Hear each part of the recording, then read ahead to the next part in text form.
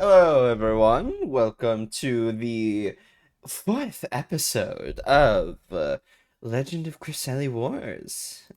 Let's do this. I need Done. to sweet. And I need to set up the music bot. So Please don't stop the music.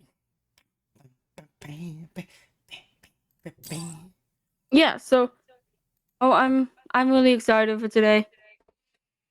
I think Gizmo. this will be nice. Gizmo, I saw you go below my desk.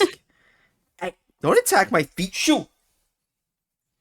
I saw the announcement. You say you have something planned big, so I can't wait to see Yes, what I it very is. much plan big.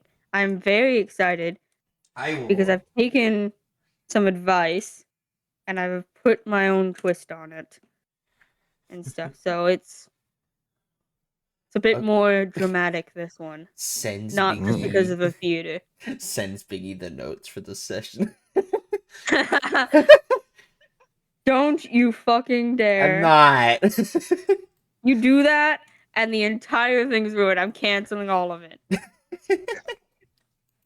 I won't. I won't. Such big reveals, I see.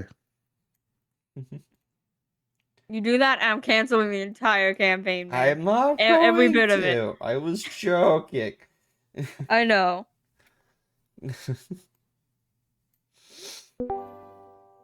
Right, there's the bot.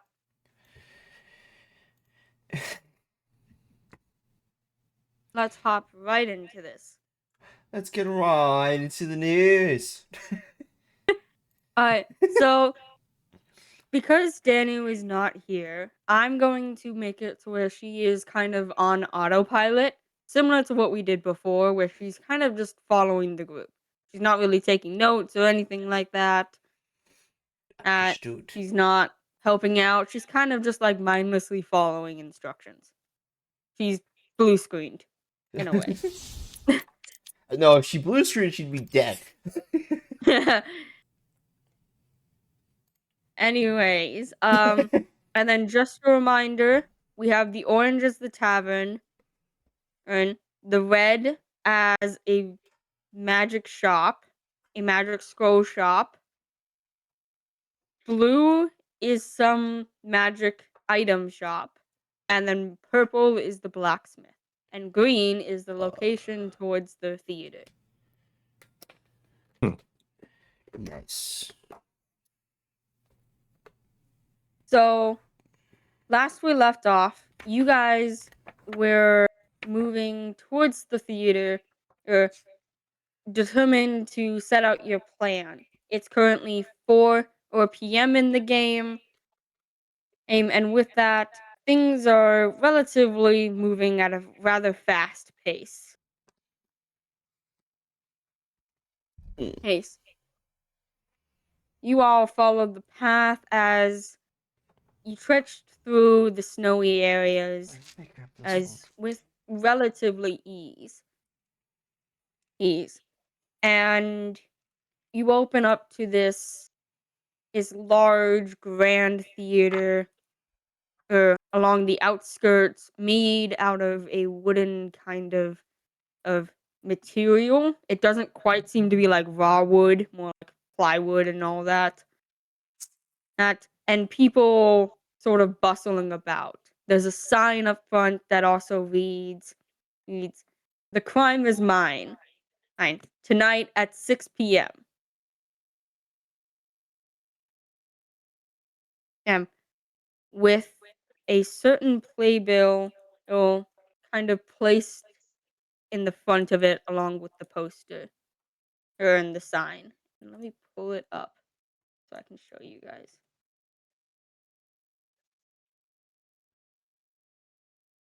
Gizmo, you intend to be such a rascal. You do this on purpose to annoy me.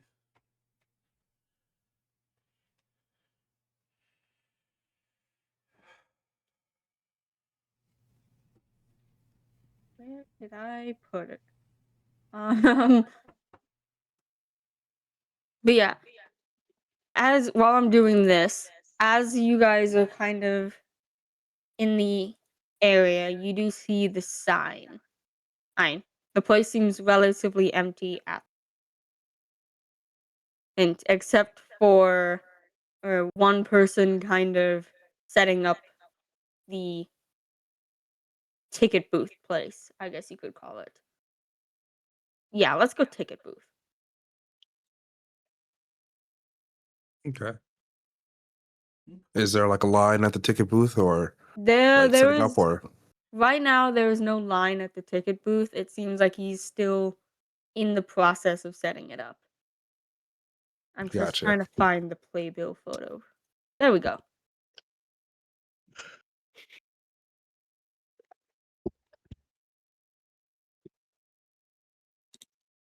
Ignore the bad handwriting. I did this in MS Paint. I don't know. I thought the handwriting was all right. It seems like it looks like a art for a book cover, you know. One of those things that you used to read in like middle school or something that you like Yeah. found in the library and then you get like seriously into it. Cause like the cover, you think it means like one thing, but when you start reading the story, it's like completely like something that you Like a just wouldn't different thing expect. entirely, yeah. Yeah, And then it's like oh, you think it's like a murder mystery, and then it's like turns out to be a love story. and then you're really disappointed. And then that person is the one setting up the sign at the moment. Gotcha.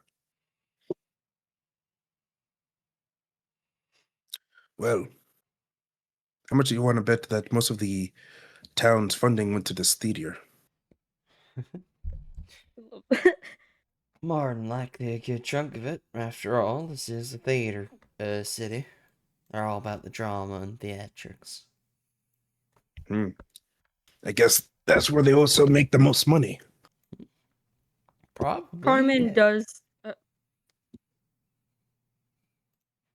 does speak up and just says, do you think that's why the rest of it is so small? Like, it's a lot smaller than the other town was. Probably. Was It's it barely my bigger than a imagination? neighborhood. Actually, a neighborhood is a bit bigger than this. Maybe it's just like tourist spots or something. I mean, it would make sense. It's just town is tiny, like really tiny. Oh, yes, quite tiny. Definitely did notice that when we actually first stepped in. But we do have a good amount of people around. But I guess most of these people are probably just tourists, like Vera said. Briar does also speak up and just says, "Do we count as tourists? No, I don't think we do. Technically speaking, yeah. We more count like immigrants. I mean, I know we count as refugees, I suppose. I never really thought about it. Well, whatever we are, we're here now.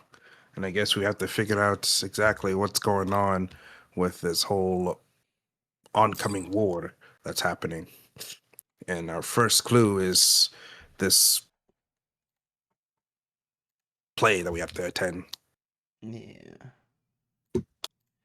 And with that, the person up at the front actually turns, finally acknowledging you as he speaks up and says, "Oh, are you all here for the play?" Yes, my good sir. We're here to buy some tickets.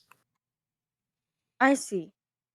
Well, we do sell tickets at the door, but we can also sell them now. I'm just sort of opening that up. Mm, Just for excellent. the people who came here, well, early. Right. We want to get good seating for the actual show. Yes, of course. And how many tickets would you like? Uh, 7 tickets. All right, and very much pardon. And do you need a sorry.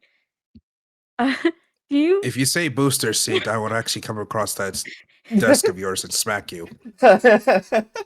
No, I was asking if you wanted a closer seat to the front, or are you going to have the seat on the higher section? Yeah, I never thought about that. Is there like a price difference? If you have it on the balcony, it's 5 more gold each. 5 more gold? What's up with this?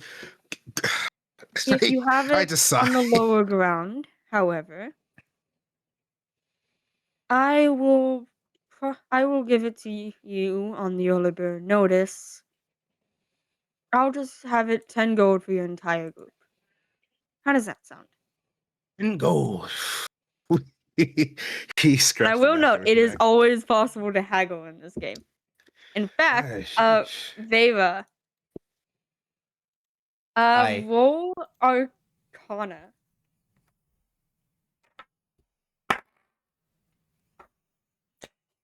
25. Holy shit, is that a natural? It's a 19 plus 6. Damn.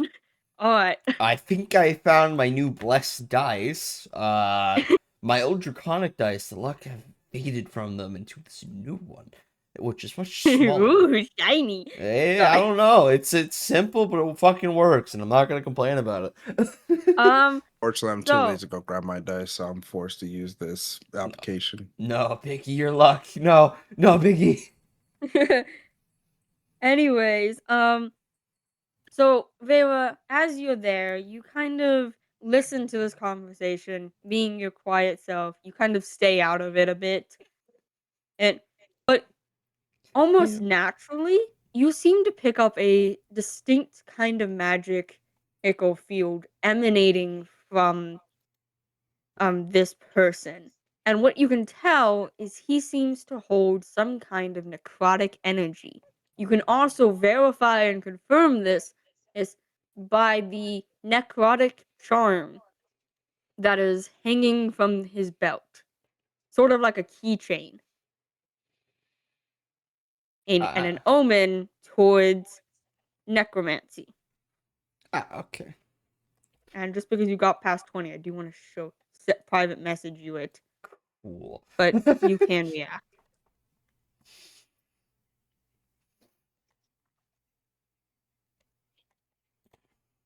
Anyways, while he does that, I would just say, like, and gold, mate. Do we get free food from the concession stands? Yes, that money? actually, that it does come with free food. We usually just give free food for the plays itself, for people who need to regulate blood sugar and such. It actually happens more common than you think in a town like this. After all, most of us eat fish, so I kind of look around. I don't see no open body of water for like miles. Exactly where you be getting the fish. we're a high trade market with men in here. So they usually fish, send it to us, because we are closest. I see. It's just Fair sort enough, of their makes sense. trade company policy. They're close enough that it counts as fresh. Fair enough. But essentially, yeah, it's fish and whatever we can find in these forests.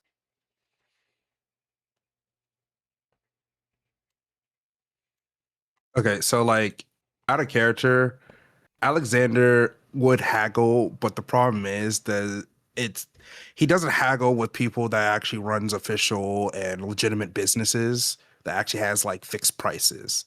That's like going to your local Walmart and asking, "Hey, can I get these carton of eggs for like $2 instead of 8?" Yeah, you know how stupid you look. Well, this is D&D, let's be honest. See, yeah, I know it's do D&D, actually- but like I still like add like a bit of realism. I mean, Yeah, like, not every place would have like the capability of just haggling the price.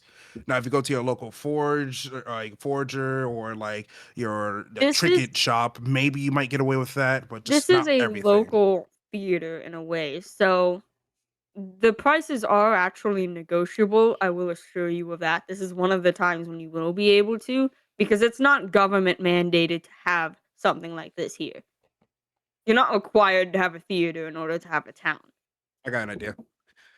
I look to the man behind the desk and say like, "Listen here, bud.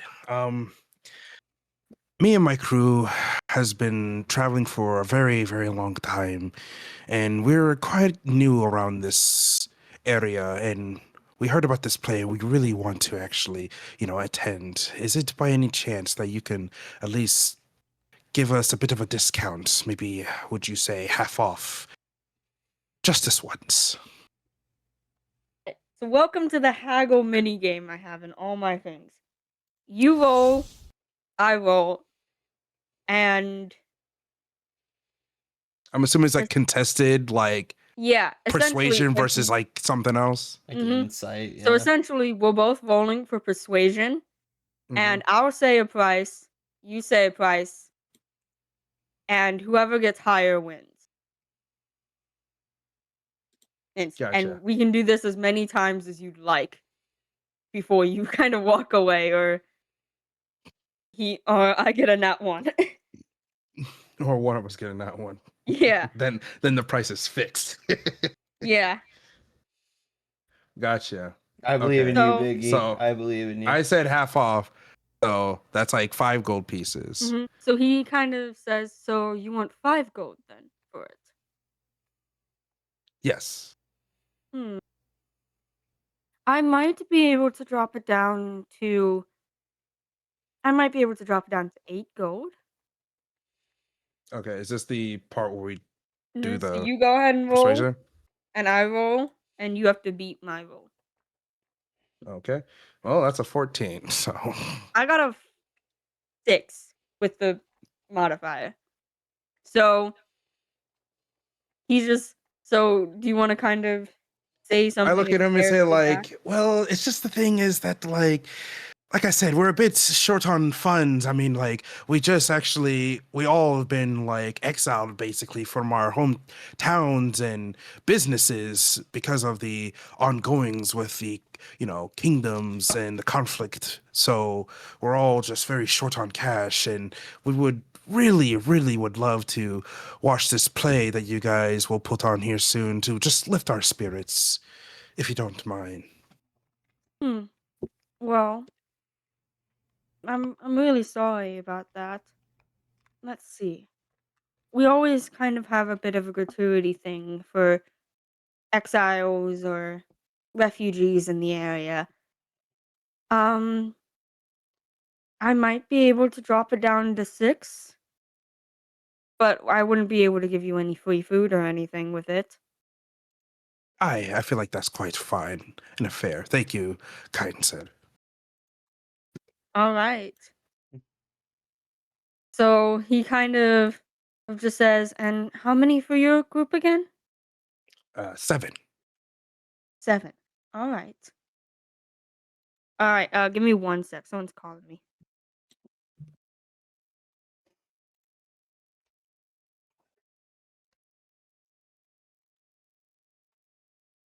Oh my god.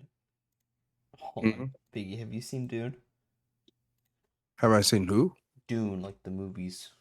Oh, I only ever saw the second one. Actually, I haven't seen the I first. gotta send you this stupid Oh dumb.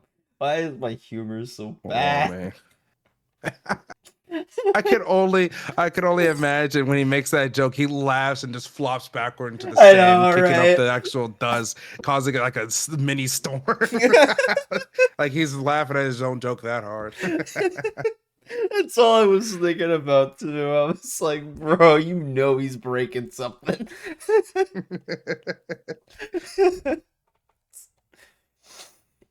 Oh my god.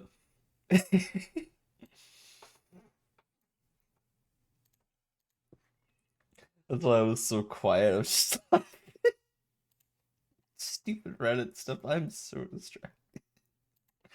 Yeah. Alright. Ooh, that is also gonna be fun, because I I have a spell that lets me do something kind of freaky. So I am excited.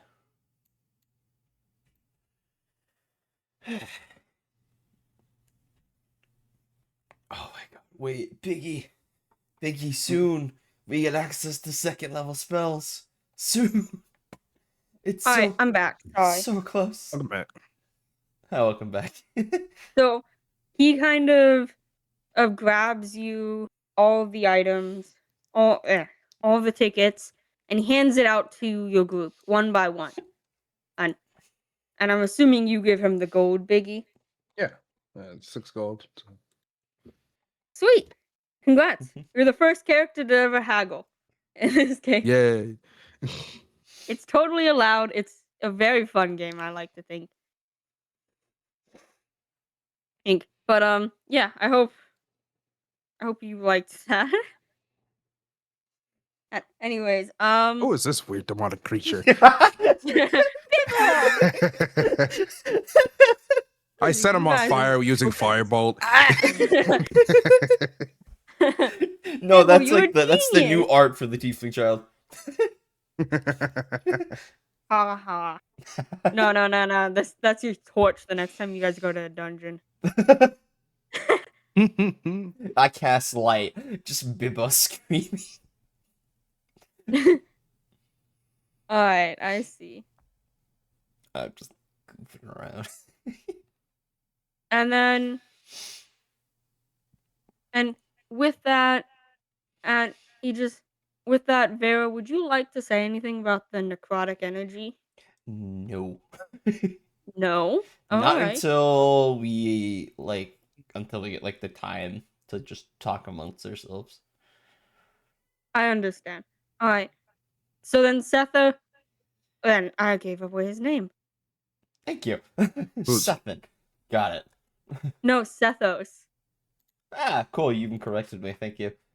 You know what? I'm just gonna Oh, the I'm just gonna wolf? roll with this, and I'm No. just gonna say, so they're just going to speak up and say, all right, the play should start at 6. You guys had already missed the matinee show, but there's always the night show tonight, which means, and he looks over to his clock. You have about 2 hours to kill. Go before then. We open the doors directly at 6, and it starts about a couple minutes later. Excellent. So with that, I'm Director Sethos. It's great to meet you all. I hope to see you in the crowd. Ah, so you're the one who's actually directing the play. I am the main person running the theater, yes. This is a necrotic-based theater, so essentially all the actors are of undead. And immediately that gets the attention of Mr. Varian as he just leans and said, uh-huh. Undead, you say? So you're telling me that you're the one who's actually doing all of the acting for the characters? In a way, if we really want to get magical, I cast Undead Servant, and I rise these people from the dead. Each one individually is trained and taught their own plays and scripts. So when I do rise them up and I incant their name, they're able to speak out these lines that they've been taught and commanded to do. And don't worry, there's no blood or guts rolling around or anything. Well, that's quite interesting. I've never seen or heard of a theater doing such things, so I'm for once kind of excited to see how that plays out. What about you guys? As I look around. Briar looks a little concerned, but she's willing on kind of rolling with it. Carmen almost seems excited too. Ooh, and it's actually Agatha that speaks up and just says, "So we get singing skeletons?" No, not singing skeletons. Though I guess you wouldn't want them to sing. More of talking undead. like your friend here. Look, I know I'm undead, but like you don't gotta point it out.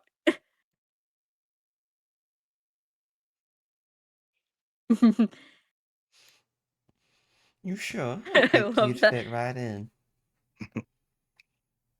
Look, I don't do that tap dance and shit. I as he was what's called responding to our friend here, what's called lean over and whisper to Vera. It's like, do you think we should talk to him about the play then?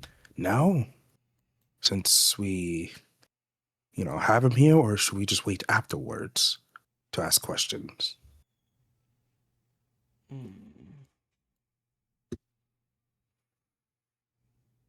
Might be best to wait till after.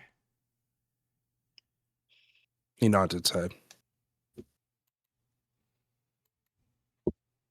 All right then. Well, you see it at 6. Can't wait to see the play.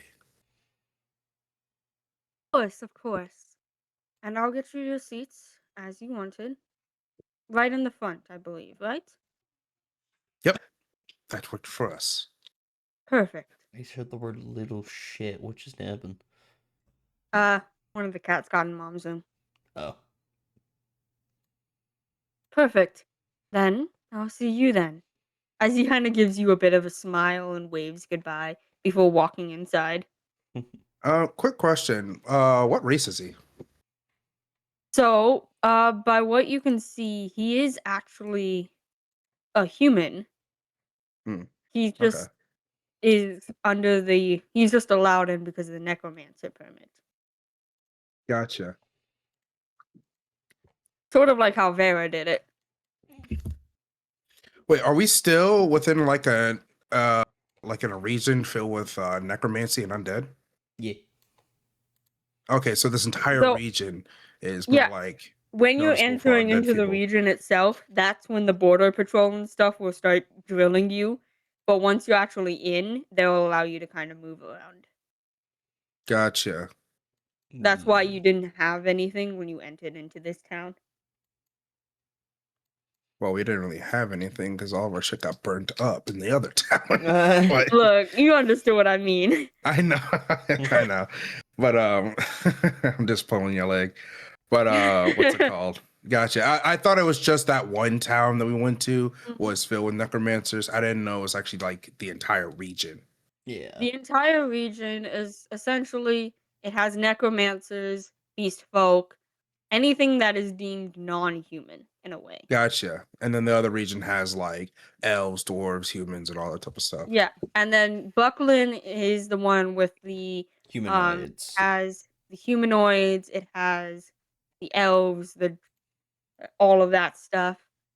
And the third kingdom is essentially your changelings and your constructs. So like Warforges, Your is shapeshifters and robots, yeah. changelings, that kind of stuff. Gotcha. All right. Yeah, so they have their collective regions. Mm-hmm. But as you guys stretch back, moving through the snow, Agatha will speak up and just say, "So, Vera, that means we have a couple of hours. What do we want to do?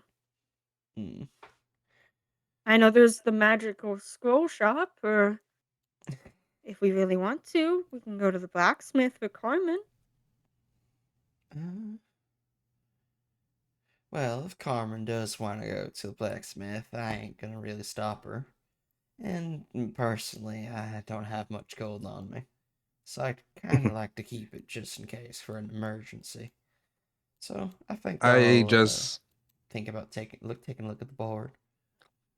I just slightly interjected underneath. It's like I also agree with Vera. Outside of myself only having just 40 gold pieces left to my name, do any of us actually have actual, funds to support ourselves? Because I won't be doing that for long. Carmen actually does speak up and just say, "I have about 45." Hold on, let me actually pull up their character sheets. I know how much they have.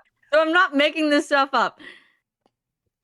That's important. You look That is very over. important. No, you just I'm not look making this stuff over up. and like Agatha has like 2,000 gold for some reason. I will be pissed. I'm not gonna lie. I'm already Yeah. upset when she Alright, low key I'm threw a 40 millionaire. gold. I'm like, you have 40 gold, and you could at least, fund your own Oh yeah, I share have of the 100 actual. platinum. I'm gonna hurt you. I just have 100 platinum to my name. It's nothing big. It's like I know people are a bit stingy even with 50 gold, but like come on. You're telling me you can't splurge at least like 2 gold pieces? Alright, Agatha is going to pull out a measly 8 pieces of gold.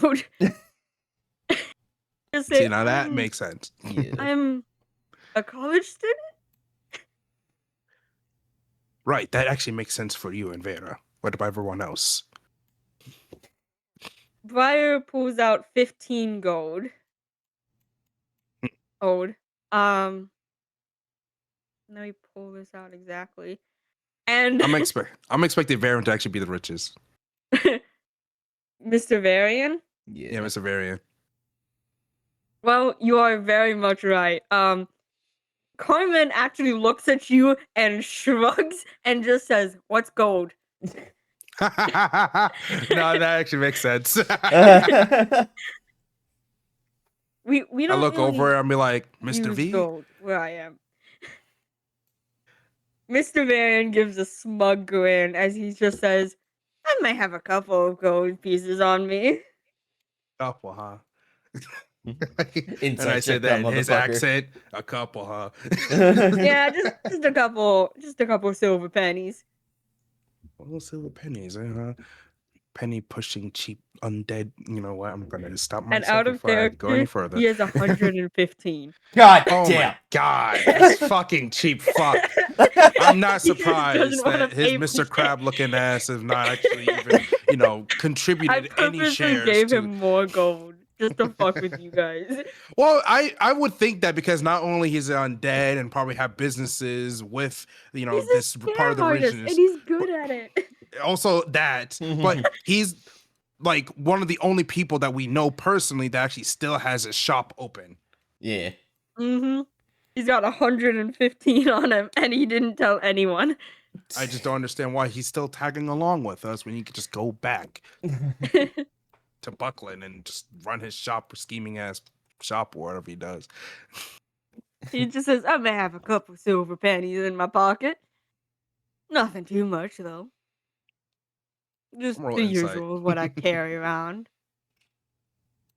Can I roll insight to see if he's bullshitting? Sure. 17. He's bullshitting. At least I know that much. Yeah, you know full and well he is likely lying about it being silver. If anything, his story, he's got too much stuff going on for it to just be like a couple pieces of silver. I fold my arms and nod my head. Uh-huh. Well, since we're all short on a bit of cash, I think it's best to actually find some odd jobs to do. And I agree with that statement. I suppose so. It would only be best. Especially since we have a broke college student and a kid who doesn't know what money is. Roll my eyes. Look, I know what money is. Where I'm from, we don't use gold. I'm Harder. kind of curious. What do you use then? We technically use jade instead of gold. Men here Jade, runs much differently, in a way. They use Electrum. Nah, they use... So Carmen speaks up and just says, "We use jade, essentially. It's jade, and then it's iron, and then it's copper." Like the actual minerals? No, we have like coins, kind. Ah, yes, your own Yeah, we currency. still have coins. It's just different materials. So, sorry, we don't really have gold where we are, where I come from. Well, that's quite fine. Still, though, I mean, unless you can actually still be able to use them in this region, it'd be utterly useless. Unfortunate until you got back to yours. Yeah, Sorry. I wish Nah, I it's could quite help. alright. You guys are nice folks. Oh no, I'm starting to sound like Varian. Ah! Oh man. Shall we go take a look at the board? We shall. Let's hopefully we can find something easy to do, quick, and that could be done within at least 2 hours. Agreed. Yeah, so depending on how fast you do this, you'll be able to kind of go to the different other As we're places too. walking, I also say like, so how do we like confirm? Like, who do we confirm with when we actually complete the job? Well, I believe it'd be you'd have to talk to the person who issued it. They give you Yeah, payments for it usually usually. it'll be on the paper. And Briar kind of like scurrying along with you guys. Vera who Gotcha. yeah.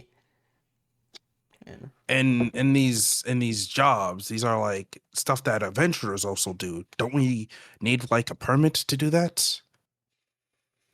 I think I so. wouldn't I'm think not so. sure about this region though. Hmm. I know back in Buckland you need one. Right, I'm so almost every adventurer has one. I'm honestly not sure. There's not really an adventuring guild here. No, and I haven't seen one while coming here. So So I guess it could be really anything. If it's like a community board, then I guess it's just sort of what's the word? It's just sort of free for all. perhaps it's probably nothing too crazy. Maybe they ask us to go in, It collect herbs or find someone's missing chicken or something. Nothing could too be. crazy. Most adventuring work, at least when you start off, I think, is at least just odd jobs. Things that are easy to We look do. up to the board. Like the easiest job says slay Bartholomew the World Ender. This is just a fucking black dragon, adult black dragon. Oh my god. Well, All right. We should probably ask around, at least, just to make sure we're not doing anything bad. or doing anything that's already have been done. True. So as you guys kind of step up to it, you hear a young newspaper boy or a voice kind of echoing out throughout the place. Ace, he's using a rolled up newspaper as sort of like a speaker to make his voice louder. I can't even remember what it's called. Megaphone. Megaphone, thank you, yeah. As a makeshift megaphone. And he's kind of standing next to the board, trying his best to sell a bundle of newspaper that he's also is standing on since he is a literal mouse. Um, so as you guys kind of move towards it, this is what you see. Um,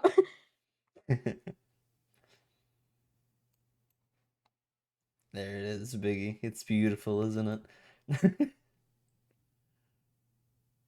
as he kind of calls out extra news all about it, and trying to get everyone's attention for it.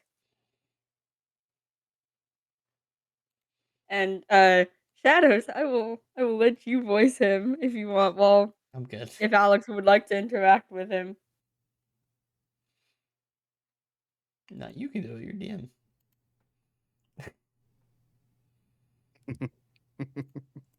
Just your Either little way, it's definitely chuckle. not going to be striking us for copyright infringement.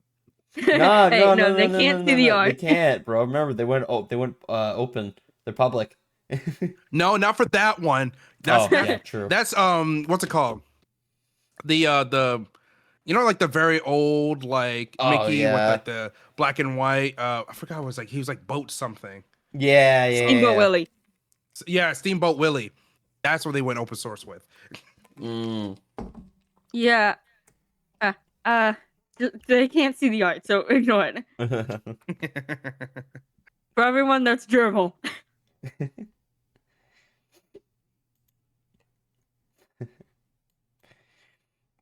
Well, how about this? Bear will walk up to the mouse and she'll ask, "Oh, hey there. You know anything about the board?"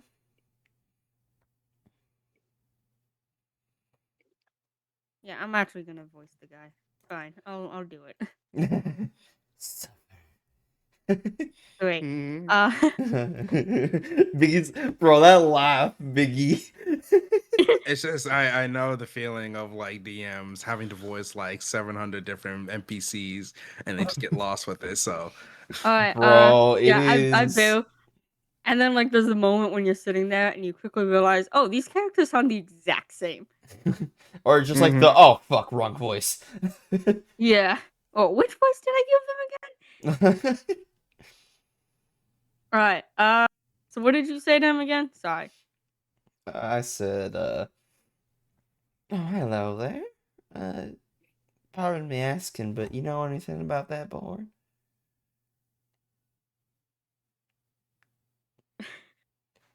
Well, it's an adventuring board. I'm not sure what else you think about it. You want a newspaper? I can give newspapers. Puts one to his face.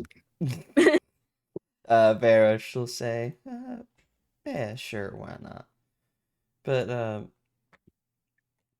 is there any, like, licenses needed to do the adventure and stuff? Way too small for that, but you're welcome to try. Oh, no, I mean, do we need a license for adventuring? See, No, not really. you Not don't? in this town. Oh, really? There What? isn't really anyone to run an adventuring guild, unless you want to. Strikes up an idea. I know. I like it. Vera glances Mm. at Alex. It's like, wait, hold on, that's just free for free. I just need to rent out a building and then I can have my own adventure game. We don't really have anyone running this show. It's mainly just what we pick up. I see. Sometimes we help each other out. Other times we're sitting there and we're twiddling our thumbs. I see. How about? What was the last part? It's kind of help out. Sorry. No, that's alright. I see. So she just helped her neighbor. Alright then. Oh, and how much is it for one of them papers? Just one piece of gold. Only one. And he seems really excited that someone's actually buying it. Yeah, I'll give him a gold piece. I will gladly take a newspaper. He's been helpful. You gotta, someone's kind to you, you gotta be kind back to them. Yeah, even though they're ripping off for gold for news, the I fuck? Look, inflation, remember? Jesus, it's a paper with ink on it. I know. You're And this is basically medieval going to your times. local There's an mail, entire like Gutenberg press. you're basically going to your local post office just to pick up a newspaper, and that newspaper is like $20. So like, Yeah. you get those shits for free.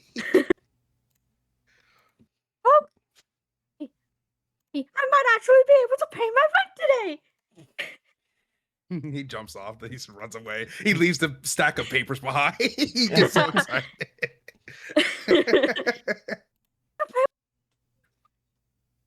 I'm sure the Dragonborn will be happy now. Oh god. And he kind of scurries over and picks one up. It's The very dragon. heavy for him as he slides it towards you. In big print, it reads as the main headline: King Regulus makes a statement declaring that he shall not give up his kingdom for their sake of purity. Both nations begin to panic. King Regulus. What was it? Say that again. King Regulus makes a station. Fuck the station. Statement. I'm speaking too much. King Regulus makes a statement declaring he shall not give up his kingdom. very bold for one faction to ask to, or to demand another faction to give up their entirety of, their land, their power, their everything. And in particularly, it reads, and I will read a little bit of the paragraph I made.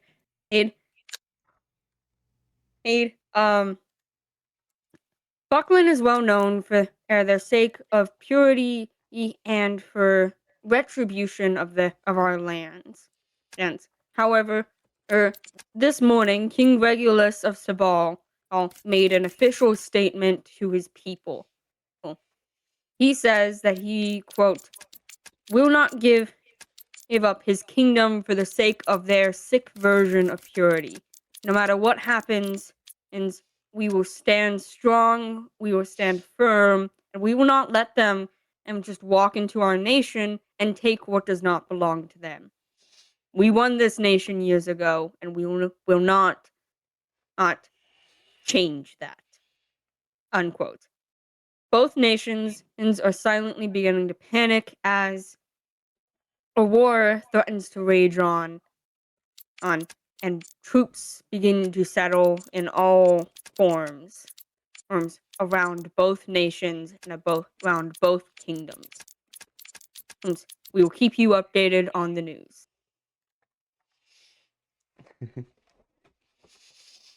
And this is in particular the Sabal Times. I see. So there's your little gold piece for information. Okay. Vera will actually kind of look over to. She's like briefly reading it, and she'll turn to like Alex and everyone else, and she'll say, apparently, by the news, King Regulus, he's not willing to give up his kingdom, so tensions are going crazy. I mean, realistically, if you think about it, would anyone really give up that much power? That's like, imagine if someone would have came up into your home and said, "Hey, you have to actually, vacate this home. This is ours now." Briar does kind of speak up, but she does mumble this under her breath, and she just says, "That's technically what happened to us." I know that's technically what Dude, I was happened. about to say the same that's shit. That's why I say, like, and look where we're at now. So obviously, no one's just gonna just give up what they actually own. That's technically what happened to us. Well, yeah. Wait, hold on. You said Romulus? Regulus. Oh, Regulus. Yeah. I will send you the Sorry. official name and the Can you just send me the paragraph of it, please? Dude, I can't remember half that paragraph. I made Oh, that was all that made up on the fly? Alright. That was made up on the fly. Hey, that was actually pretty good, though. That's pretty good, yeah. I have the headline, and that's about it. I made all that up. Fair enough. I ain't gonna fucking say anything else. That's good. Basically, he's saying that Buckland is demanding for him to give up his kingdom. Yeah, Buckland is saying, "Hey, we attacked your place. Give us your kingdom, and we'll keep attacking." And King Regulus basically looked over at them and said, "Oh, the fuck."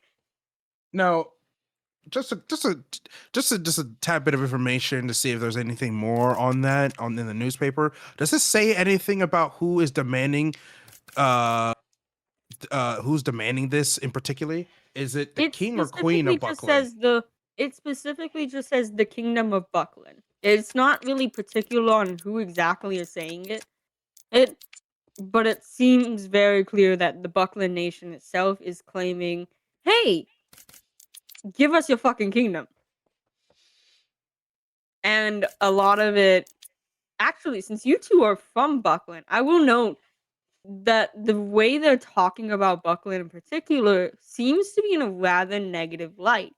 More particularly, it said in the beginning, if you remember, as many people in Sabal know, the land of Buckland only seeks purity and is infamous for their retribution of other people.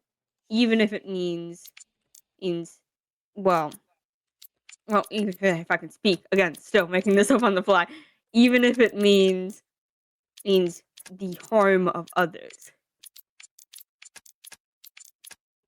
And later on, it actually will repeat this as if restating its claim. At that point, Alexander sees that as just propaganda stuff.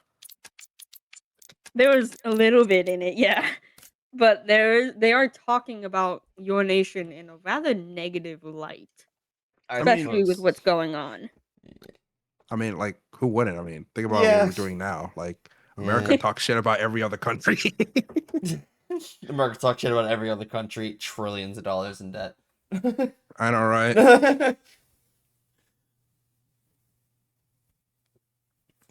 Understandable, yeah. You ready to go for Great Depression Mark II? Oh boy, howdy. I've been waiting for that. Anyways. Anyways, what's on the board? Well, one more thing. golly. Do we know? Is that like true? Like, we're from Buckland, so is their statement, is that like somewhat depicted as a bit accurate to what we know? You know that in the past, and especially for recruitment into Buckland's military, stuff like the purity stake is relatively a common thing. They don't let people into their military unless they believe, yeah, you count as a humanoid race. And they have had issues with the other non-humanoid races in the past, but through time, many of the civilians have actually let that idea go.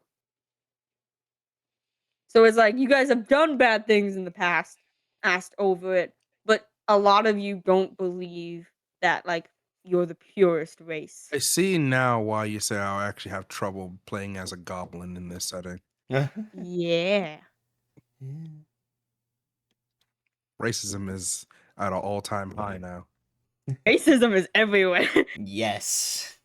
And I had way too much. If you played a goblin or a kobold, you would have been very screwed. Oh, I would have had a field day with that. Are you kidding me? Oh yeah. That's the only I could have an excuse to be a dick. I see. Just walks up. Someone's like, "Get out of my way, you can't." Wait, I just realized then, how is the people here so basically like accepting of us? That's a very fun question. I can't tell you. Not a lot of people here, or like, didn't really bother us, like, or harass us in any way. If anything, they've been kind of Exactly, if genuinely anything. helpful. Yeah. All right, I will show you what this. I've worked very hard on this, but this is what the bulletin board looks like. Like, so these are missing posters. Like, please retrieve these items. And then there's a note towards the tree bandit, a propaganda poster saying, "Hey, become a necromancer today." Today. Give the gift of life. And it got a dancing skeleton on it.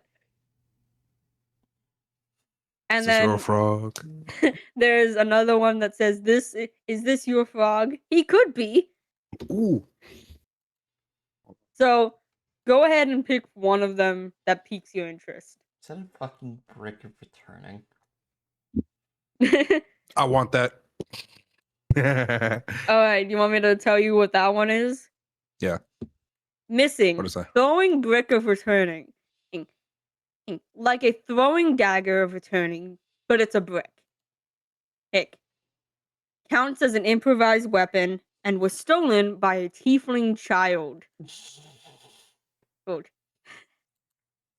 In the middle of the night.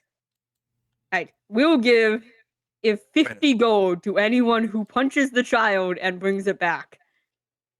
I just realized something. The tiefling child alive so we can deal with him and tell his parents.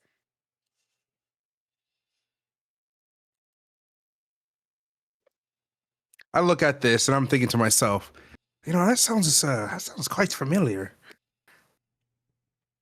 I think back into the past. Isn't that the we got- child? Someone got hit by a brick once before when they rolled in that one. Actually, no, I got hit You got hit by by a it. brick. And by a brick. Yeah, I got hit by a brick. I was like, But I never saw that brick. But I never saw that brick when it hit me. Did it? Like around laying around or nothing? You just When the tiefling remember lay. it fell from a tree above you and hit you on the head. You Yeah, never but then- actually looked to see if it was on the ground. Well, I mean, that but- would be kind of noticed. That'd be like noticeable, at least a print or Yeah, nothing. you wouldn't but, like, really. just but a it general wasn't really idea, there. like, No, yeah. the tiefling child probably took it. That's what you can guess based on your character past. You don't think they're talking about that tiefling child? I think they are, honestly. It matches the description. Tiefling child, throwing a brick at people. You got hit in the back of the head by one. Yeah, that still hurts, actually. But the bruise the size of my actual fist. Like a Varian kind of looks over and just says, "So, how do we get the little brat out then? Is he just like summing up? Can I roll? We mutter an incantation. Vera, you got anything?" I'm not a demonologist. I'm a necromancer. Then I just shake my head. I have no fucking idea. It just sort of It just appears. comes at very inconvenient moments. That's all.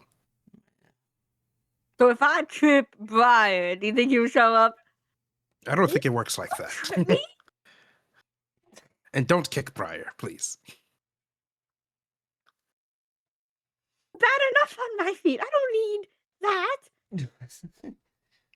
Oh come on, you'll land on your feet. You're an elf. Does what's it called? Trip me. Does the request have like a name or something? On like who offered this? It does say on the bottom to return it to Gnome Depot. Is that one of the magic shops in town? Yes. Is that the trinket shop? It's the Is that what magic it's called? item Gnome shop, yeah. Depot? How do we not know this? How do we not notice this when we walk by? It's Gnome Depot. That's the magic Bro, item if shop. we did, I would have totally said, "Look there, Alex. It's your people." Ha ha ha. Funny. Yeah, that probably happened on the walk over, but Just a little joke.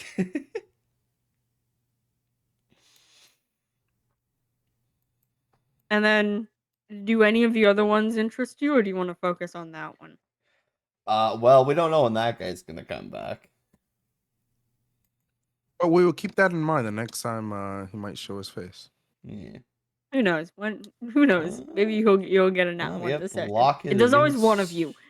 The locket of instant mustache and the tree bandit, I suppose. We can take a look at that as well. So, for the locket of the instant mustache, it says, when open, the holder gains an instant beautiful mustache upon his face. This once belonged to a famous man named Henderson Dawn. However, it was stolen in the middle of the night and taken from his tavern. We would like for you to return it back for a bonus of free food and 50 additional gold. Please hurry up. Henderson is very insecure. Poor lad. I can't imagine how it is to have bad facial hair as he twirls his own beard and mustache. And then It is quite hard to actually grow a perfect one like mine. And then for the tree bandit, it says, to the tree bandit, or whatever it is you wish to be called. Please stop planting magical overnight sprouting trees in the middle of the woods. If you have any demands, we are willing to listen. Otherwise, we shall have to seek help from a third party. if you are this third party reading this, is if you can stop whoever is planting these stupid trees, he's in the middle of the road, we will give you 30 gold. Sincerely, Selena Osal.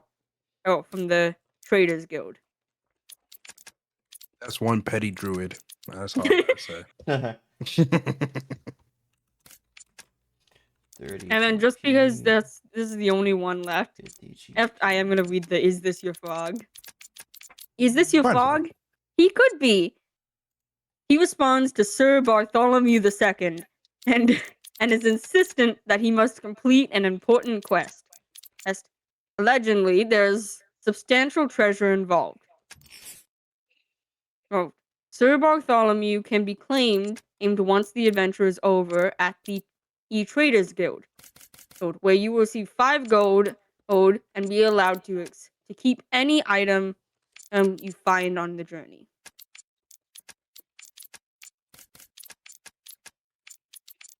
That one requests us to go onto our journey to get a frog. I think it's Essentially that one we is meet just, up with hey, the if you bring the frog, frog with you, and you then he'll guide us to treasure. and then he'll guide you to treasure, and you can keep any of the treasure. Kind of take the frog poster and think to myself, does anyone else feel a bit odd about following a frog, a sentient frog, to God knows where? Briar does kind of joke and say, maybe it's the druid. That planted the trees? We get killed 2 birds with 1 stone. I like your idea. I take the poster. Well, we only have 2 hours, so we'll probably end up doing it after the play. Yeah, definitely. But I guess let's what do you think would be a bit faster? Finding the tree bandit or this locket? Probably the locket, more than likely. The tree bandit's in the middle of the road, and I'm not seeing any trees in the middle of the road near here. And they do say that the tree grows overnight, so he might actually appear sometime Tomorrow. tomorrow. Or whenever we actually go to sleep, who knows? Varian speaks up and just says, I'm still for the tiefling child. I think we should strip by. Stop, don't. Why are you always trying to cause trouble? Let's see. Oh, hi, Danny. Hi. I apologize for being late. I may or may not have been passed the fuck out. I thought so. It's alright. Well, while you fill her in, I'm gonna go grab some pie. I'll be right back. Alright. It's alright, Danny. Alright. Good morning, first off. I'm so sorry. I forgot D&D was today, even though you told me it was today yesterday. I know. I don't know why. You're okay. So what happened is essentially you guys kind of realized, oh, okay, we're still early for the theater thing. So you guys went back, you're checking out the board. Shadows bought a newspaper and found out kind of like the Situation. King of Sabal is not really wanting to give up his kingdom. Mm. And then along with that, you guys are picking out some kind of quest to do, and I will show you just kind of like one sort of odd quest to do in order to kind of get the ball moving, get some gold. Yeah.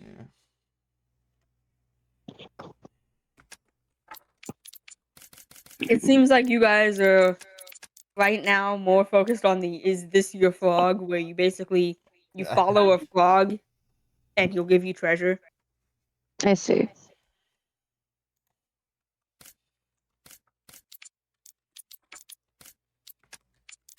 Yeah. So yeah, this is the bulletin board.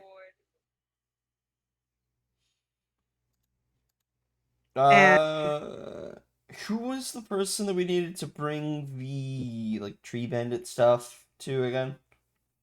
I'm writing this all Selena down. O'Style from the Traders Guild. Selena from the Traders Guild.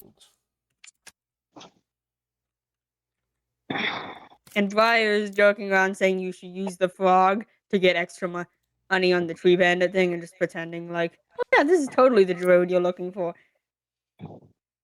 That would be lying. No. He's joking about it, obviously. I know. How much would we be getting for returning the brick of returning again? That is going to be 50 gold. 50 GP. And the And locket of instant mustache was food for the night and food and rest for the night? Food and rest for the night and 20 gold. 20 gold.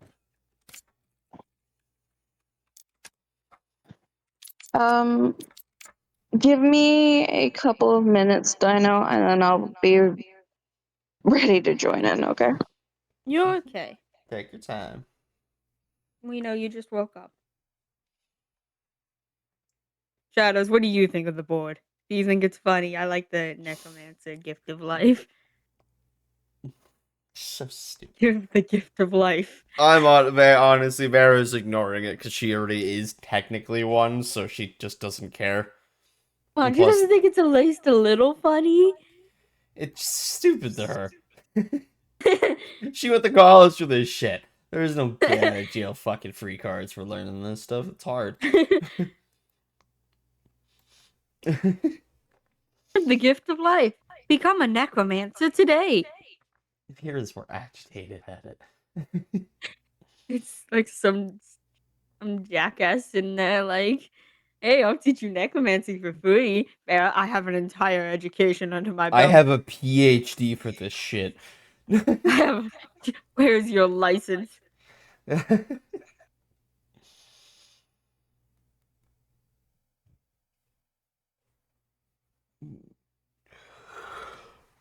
have written it all down on my notes. So. Oh yeah, and the theater is called the Necromos Theater. The Necromos Theater. Okay. Necromost. It's on my screen on how to. You make me fucking tab through so many things. Oh, I did spell it practically right. I just need to get rid of the T. Alright. Yeah, Necromos. Okay. We're just waiting on Biggie to come back with his pie. Oh boy, what flavor? Pie flavor.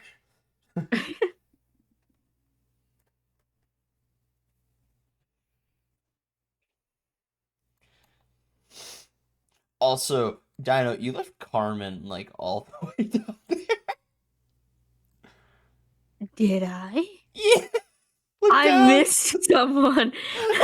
I was like, where the fuck is Carmen? Oops. Okay, I also need to get Jezebel onto the board. There you go. Here's Jezebel. All right, back. What I missed. I'm just filling Danny in. And Okay. we realized I forgot. Alright, Carmen. Dinah left Carmen like all the way down south. Oh, Carmen has ADHD. She got distracted. She saw Gnome Depot and got distracted. Anyways, so which ones do you guys want to pick out of these? I guess we're gonna go on the locket quest, and then later on we can think about the frog. Yeah, I feel like the locket quest is the best option. Maybe right if we now. get really unlucky, we can kill 3 birds with 1 stone. Maybe. This is More been a like while. 3 bricks once. Like 1 brick, 2 stones, And a and a child. whole lot of fucking bad luck. Yeah. 1 brick, 1 tiefling. Wait, did it say we have to also capture the tiefling? Yeah. So it said that essentially you just have to get the tiefling's name and you have to get the brick back. So they can tell on the tiefling child to their parents. And if you want, you can punch him. They will pay extra if you punch the child.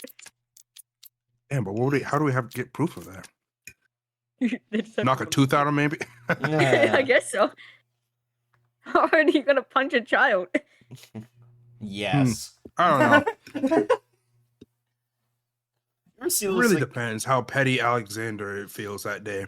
you ever He does see meet him. like those He's already memes hit you once. of like, Yeah. would you hit this child for like $1 million and the guy's just playing fucking soccer?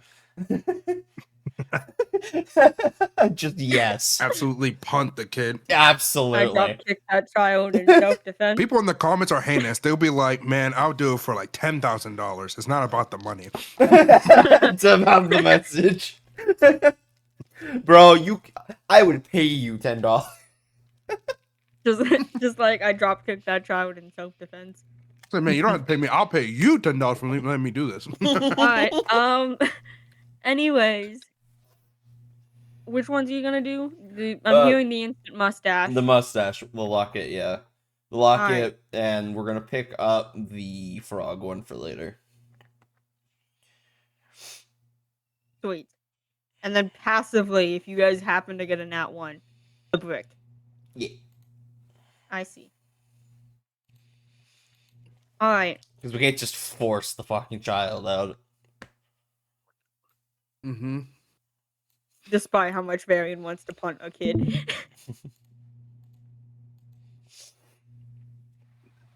Danny's getting ready, so for now, you guys are going to take off the board. Yeah. Now, why am I stuttering now that Danny's here? Good question. I was just fine. Danu was intimidating. So you guys pluck the note off the board, and kind of stuffing it in your pocket. I'm assuming, Alex, you're the one holding it. No, wait, you're too short to reach the board. Vera, you're the one holding it. Oh, that's Wow. crazy. And racist. There's Gnome Depot down the road, and you're telling me that's not getting to them either? Look, the mouse is literally standing on a footstool. Oh, and a stack of newspapers. Is he still there, actually? He's still there. He's like really excitedly, like he's making sure the money is real. And muttering about how he's gonna be able to pay the Dragonborn his rent, and how Timmy apparently is gonna get good food tonight. Oh, he's a father. Just like the Or show. an older brother, who knows?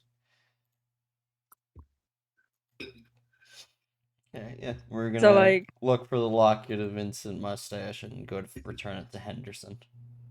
Yeah, Henderson Dawn in the tavern. He's very should- insecure. We should probably talk to this Henderson Dawn then. For Or, context clues, or else we're just going to be looking aimlessly. yeah, more than likely. Yeah, let's go take a look. We will begin making our way to the tavern, which is right fucking here. Yeah. I won't forget Carmen this time. Damn it, Cartman. We have a perfect circle going on. Hey, yo, I don't want to be in the middle. Yeah, do like this.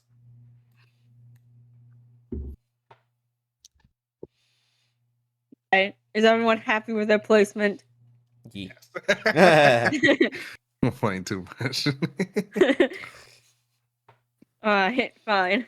I just realized something really fucking funny. In this entire party, majority of it is female. Yeah, I know, right? I just noticed you that. have I was like, only wait a Varian second. and Alex are the guys. And Carmen is technically neither. She's both. Non-binary. Or, Carmen is a changeling. Gender doesn't matter to them. She's Their both. gender is yes. She's gender you know what? fluid. Respect. Yeah, Gender fluid. I think that's the right term. I don't know. Yeah, you're right.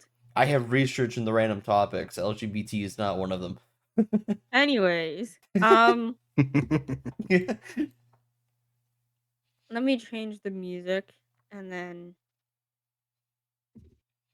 we should be able to. But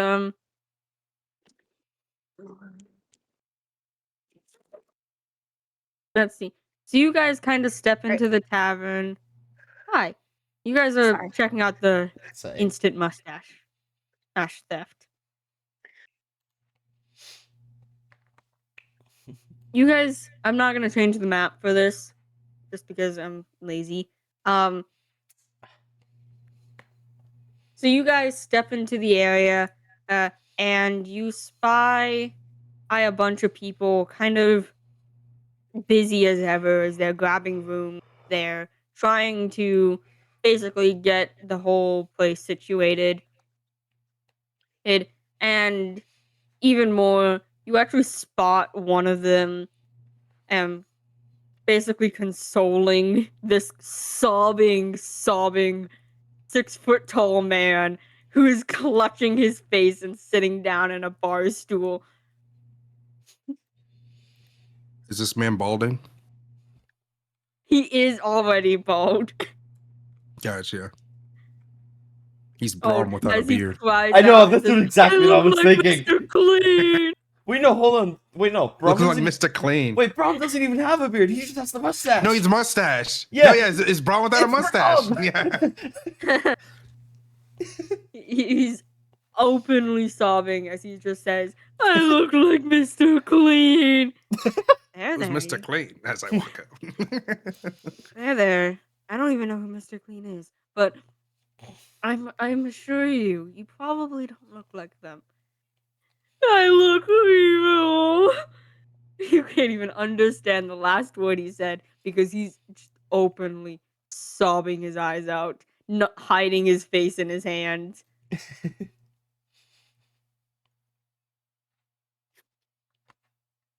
look to the person comforting Mr. Clean over here and be like, is this the bad time?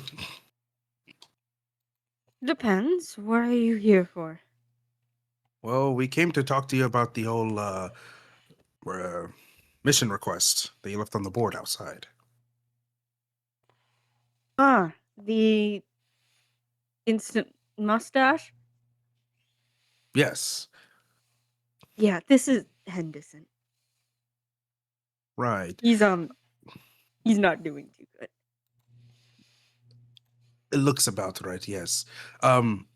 We came to ask some questions just so we can have like a good heading on where to actually start looking for your instant mustache locket. We've closed off his room, but here, as they hand you a key. Room 211. Nod my head. All right, then I guess we start looking there. I read it down. I guess we head up to Yep. the room. Great. So as you guys head up to the room,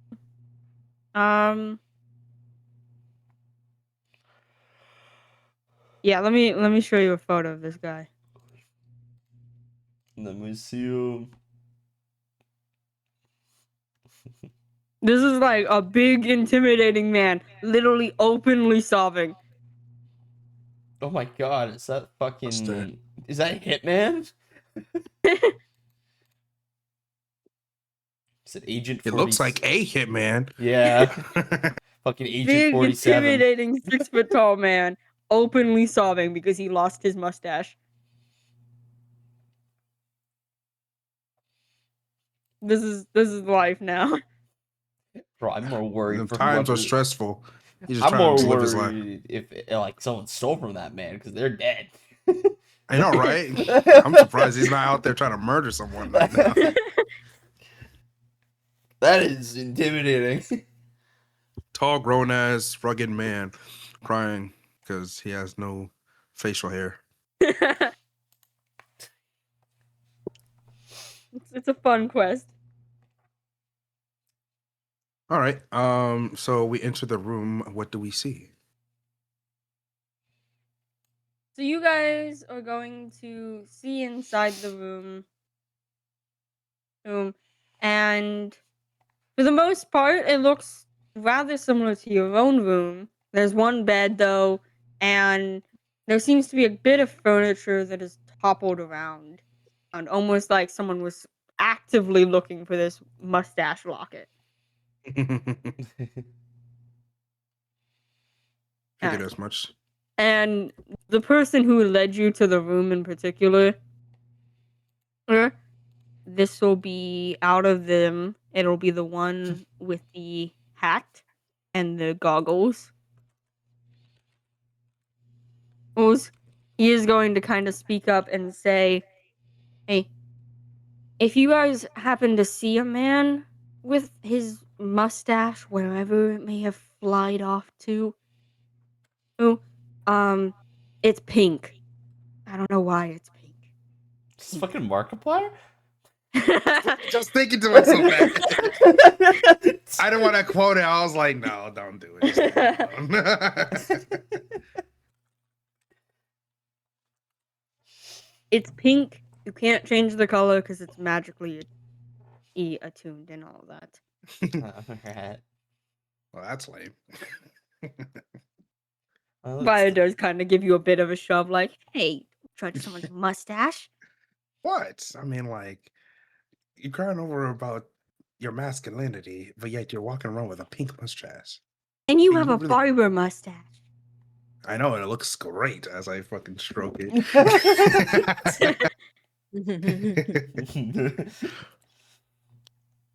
Okay, and I have a map. Just give me 1 second because I forgot to upload it. Alright. What is it? Vera, she'll say, well, let's start by looking around the room. Make sure he didn't miss anything.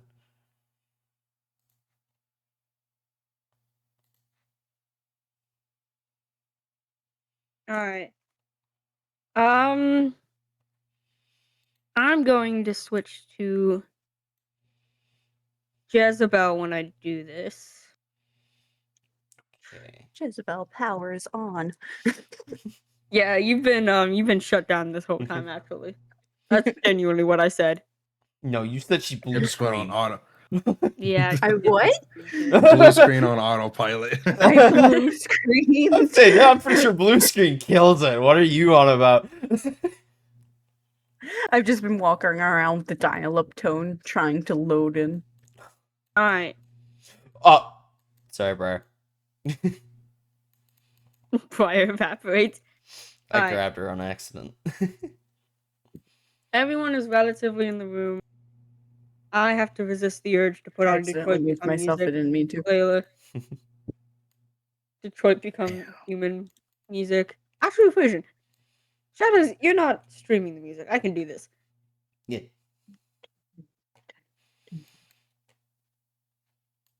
Great. I hope you all enjoy then. Alright. Well, starting off, Farrah's gonna begin searching the room.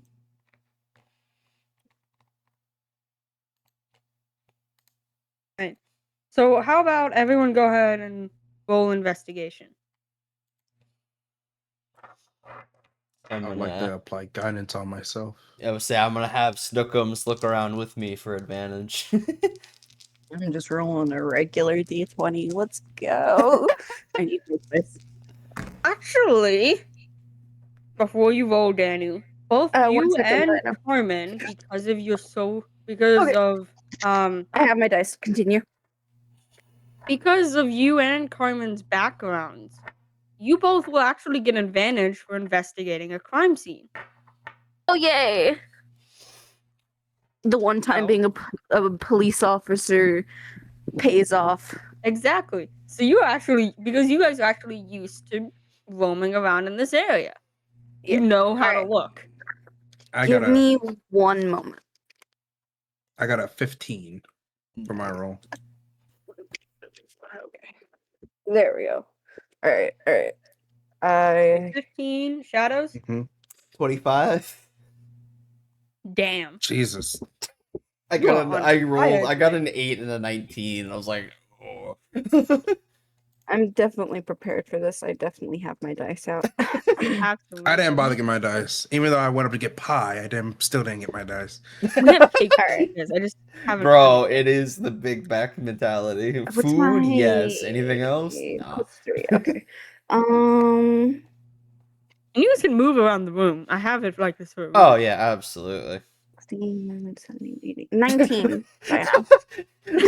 I'm sorry, Alex just Look, goes I the know fuck you to like bed. Honestly, Blair for this is the first thing that Alexander did because he never actually does detective work like this. So this is what he does. He actually, gets up, jumps on top of the bed, and lays his head down, looking up into the ceiling, and just like closing his eyes as he has his hands just folded on top of him. He's trying to sense. Briar Like- looks over at Like he you doesn't and say he's nothing like, else. He just does that. Bro, my man's taking a dad nap. He's knocked him. Oh, don't touch the thermostat. He'll wake up. Anyways, so then, Jezebel, what did you get? I got a 19. 19. Damn. Okay. We are doing A-okay today. Nat might not show up. Knock on wood. Alright, so let's start with Alex. Alex, you lay on the bed. Briar gives you a bit of a judging look. As the rest of them kind of start digging through stuff, trying to find a locket or possibly where this mustache would have gone. I Who open would've like won one it? eye and like side eye towards Briar, and I'm like, "What?" Nothing. I just nothing. Hmm. If I don't have something nice to say, I shouldn't say. Well, you should just share it regardless. We're trying to find this man's locket. So if you have something to actually say, it's best to say it now. If I don't have something nice to say to you, I won't say it. As she Is it continues to dig helpful? through the side table. I get up. It's like, is it helpful? You're breaking my concentration. As she walks away. She just walks away, starts digging through the dresser. Okay, so out of context, right now Alexander is trying to get into the mindset of the man last night while he's sleeping. He's trying to think I to himself, see. when he lays down, goes to bed at night, finally, relaxes and rests himself. Where would be like the closest place where he would actually put his actual locket down on? Alright, You know? yeah. I understand. So, as you are laying on the bed, everyone kind of moving around the room, Varian is not helping. If anything, he's trying to figure out if he can light his cigar using the fireplace. Ace, Man, it's almost like he doesn't have the best cantrip ever. I know, right? like, he actively does not actually. He's got Infestation and Eldritch Blast. Oh.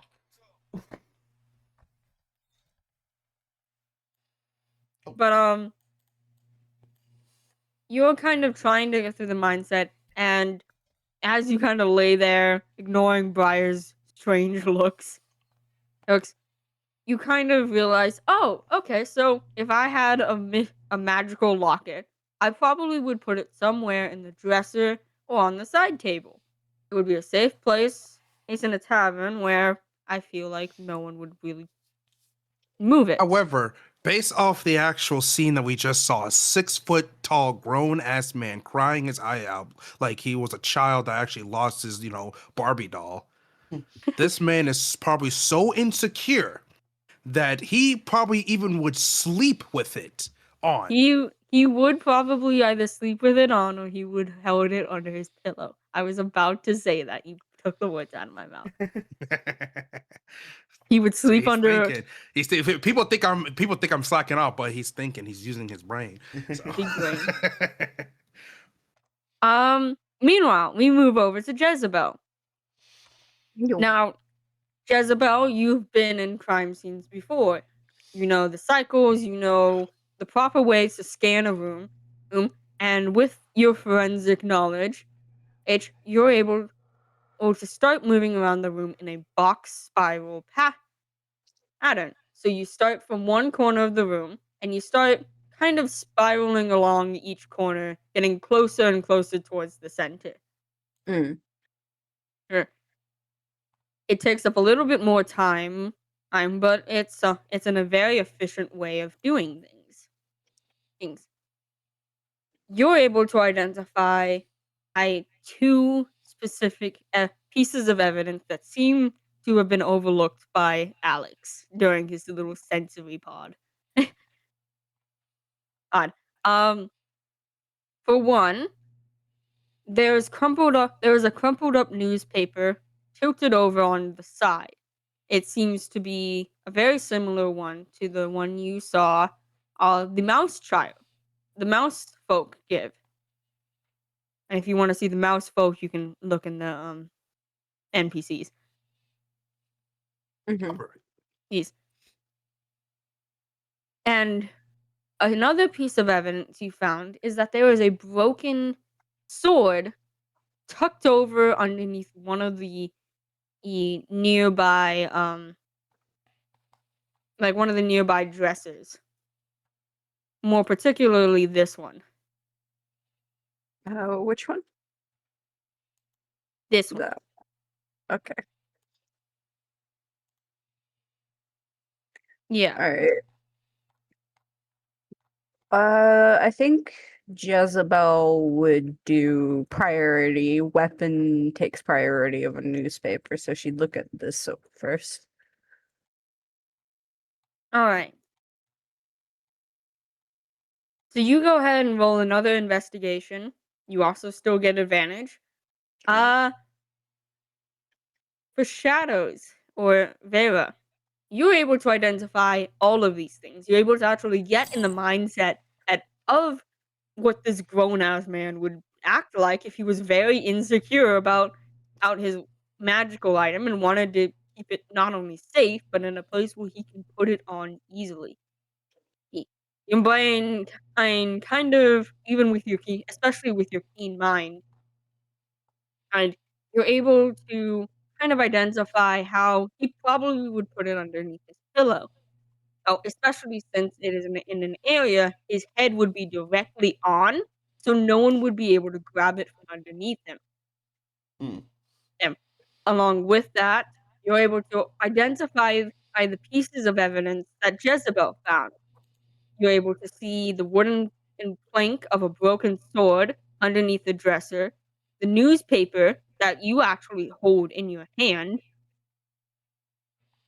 and during this, is and Snookum actually identifies a third piece of information for you, where you can identify a sleeping potion that is empty and knocked underneath the bed, a sign that someone probably put him to sleep Yeah. in order to get to the item. Okay. And it's small enough that you would probably be able to hold it as a small creature. You get all that? That was a lot. I'm sorry. So You big brain. someone small with a sleeping potion probably drugged him, took it. There's a wooden plank that's broken, so Where's the broken wooden plank? Cause you said it's That is where Jezebel is right now. yeah. Uh, Wait, is it like the floorboard? It's like underneath the dresser thing. Gotcha. All right. I got a 17 for my investigation over here. All right, a 17. So with that, it's actually a pencil. However, it was carved and shaped with a dagger to look like a tiny lead sword. Good. But it's snapped in half, so essentially someone broke the pencil in half.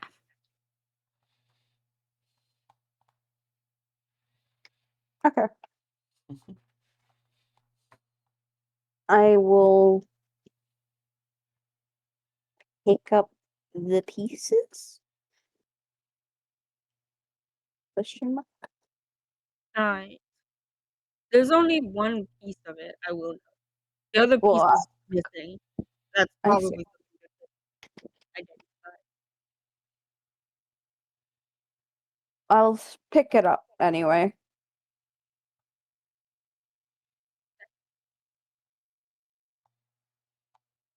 And no one else really found anything talking with their low assholes.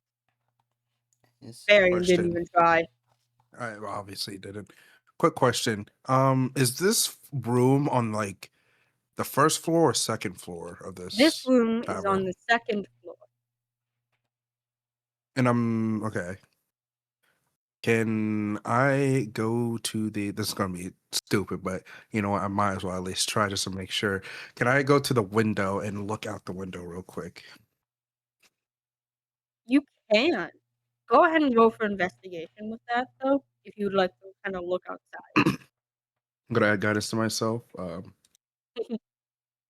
Alright. Okay, Uh, okay. 17 plus 2, so 19. Alright. And before we get to that, Vera, what would you kind of like to do with your big brain energy? This is the moment where the player is big, or the character is big brain, but the player isn't. Well, I gave you literally all the clues, and you I still know. don't know. I know. Farah would probably grab like the empty sleeping bottle. She'd like pick it up, she'd stand back up, and she'll move over to like the closest person, Jezebel, sure. And when she does, she'll say like, "Hey, I found this sleeping potion underneath this bed. Think someone might have drugged him while he slept."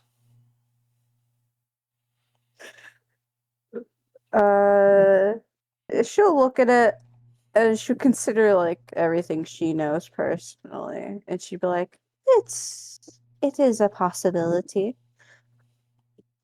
that he was drugged, but who would drug him just to take his?" And she like trails off with a hint of confusion. It's only fair. It's just a fucking locket. Yeah. Yeah.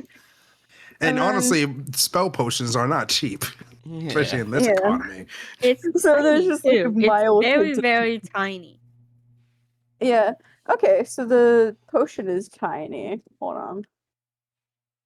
A tiny So not only sleeping potion. Like, if you pinch, like, literally, it's so tiny you could pinch it between your two fingers. I see. That's how Well, tiny it is.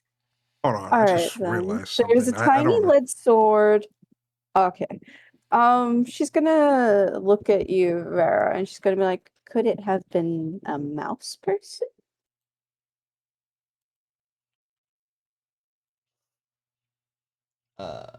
Vera will like take a moment to think about it, and she'll say, "Could be. If they were super small and wait a second." Well, if you look at this, and she shows like the pencil shaved into the shape of a sword, and then you look at your potion, both are rather tiny objects, but would be suitable for someone of that size. No? That is true. I don't know why there's another fucking me on the thing, and it's pissing me off. I honestly don't know why either. I didn't even click anything. It just fucking broke.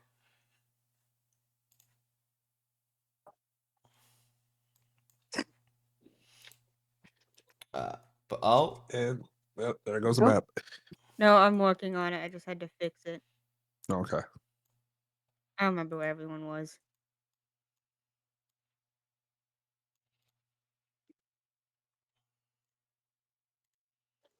Why am I dead? I don't know why you're dead, actually. Rip. Alright.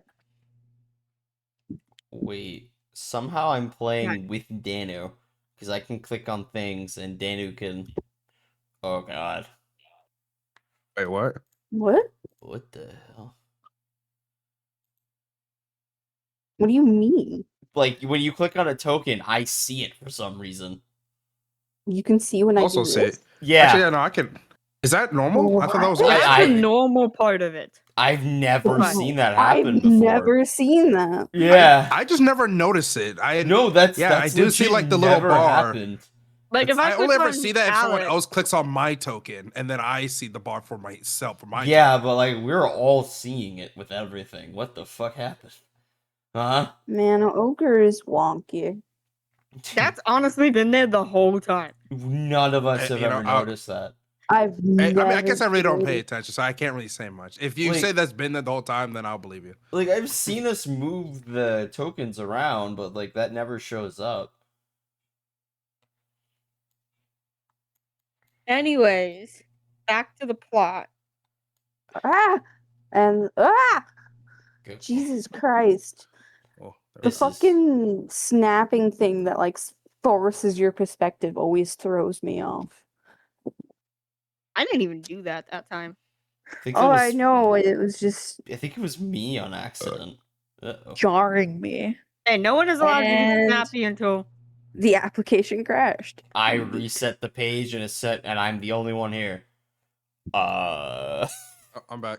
Yeah, because on my end, Ogre crashed for some reason. Yeah. There we go. It did crash for me, but I reset. now the there's page. 2 Veridurns. There's only one for me. There's 2 for me. Okay.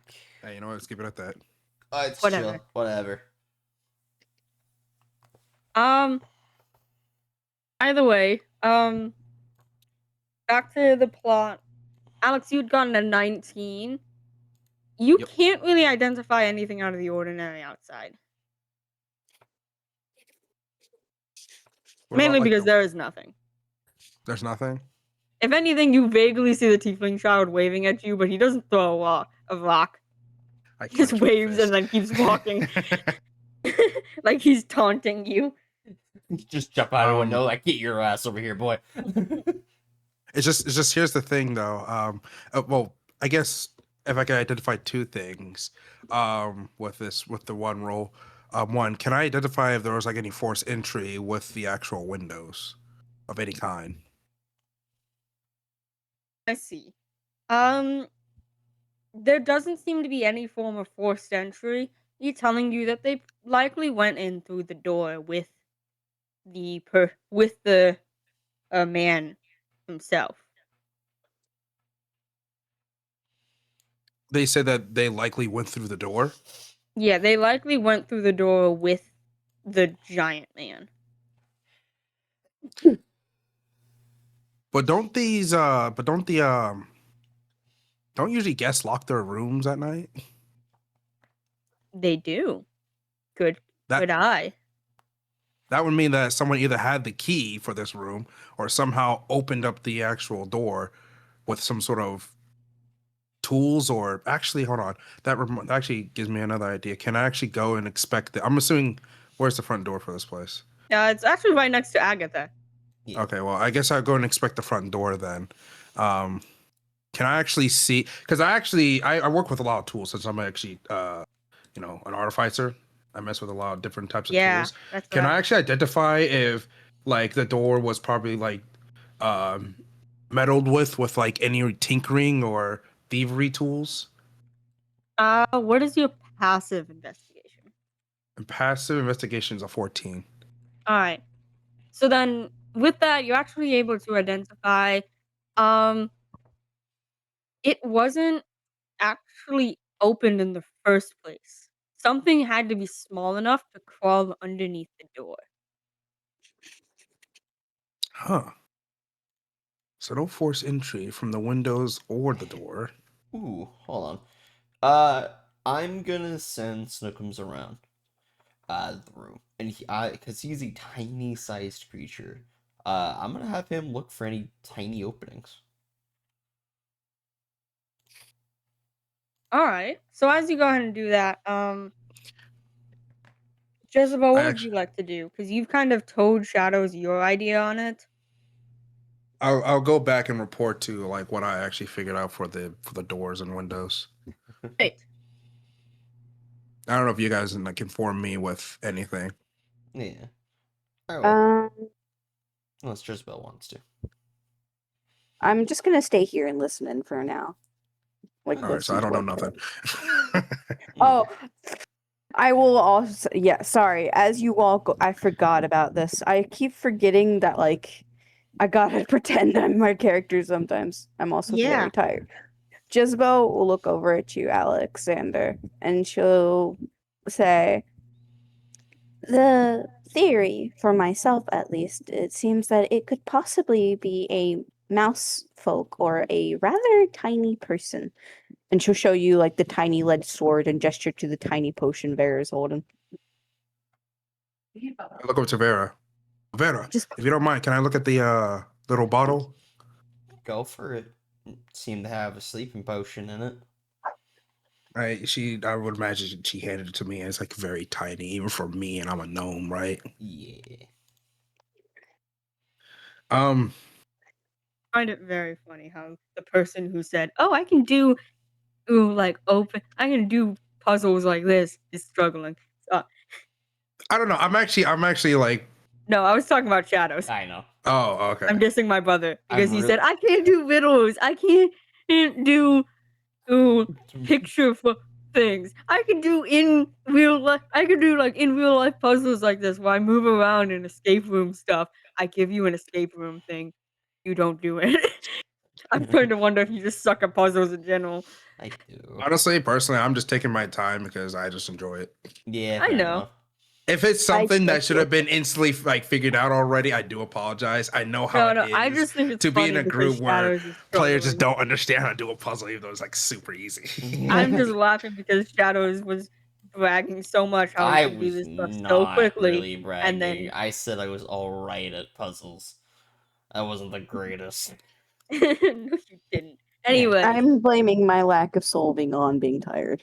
I understand with you. Even then, and though Danny was on the right track, and Hey, Okay.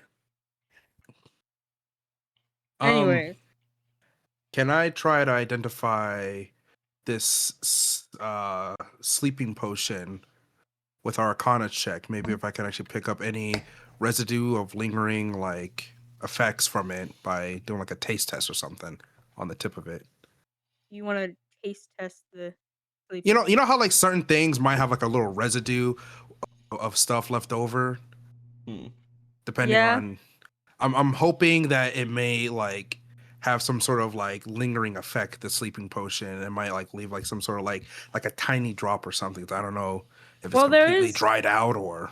There is essentially like a little bit of it left over in the bottle. Like, you know how you chug something and there's like that little tiny bit left that you always hate. Oh, if that's the case, um,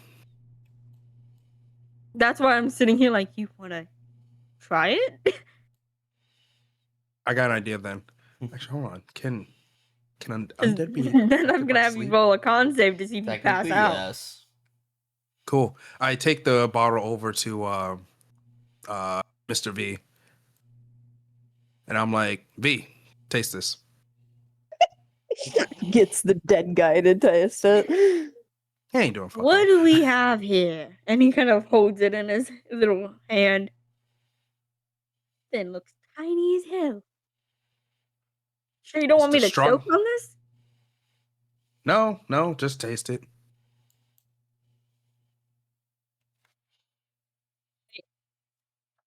As he kind of like pops it in his mouth. Eh. Deal. Feel anything?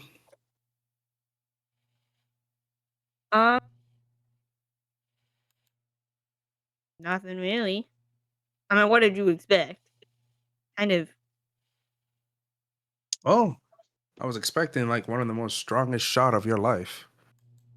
It What? tastes like cough syrup. Figured as much. Hmm.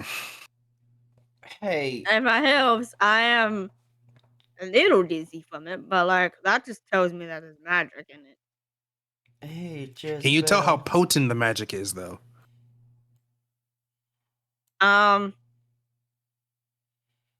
I'd say probably it's pretty potent if you weren't dead. It would probably knock you out for a couple hours. Just this tiny amount? That's amazing. Do you tell Vera that at all? And I fucked up the map. Fuck. Hold on. Do you tell Vera What? that at all though? What? About the potion. Oh, I'm About it being a potion? No, about like what Varian says, or more of, do you guys overhear? Oh, do I tell Vera Overhear. that? Sorry, I thought you said Yeah. Varian.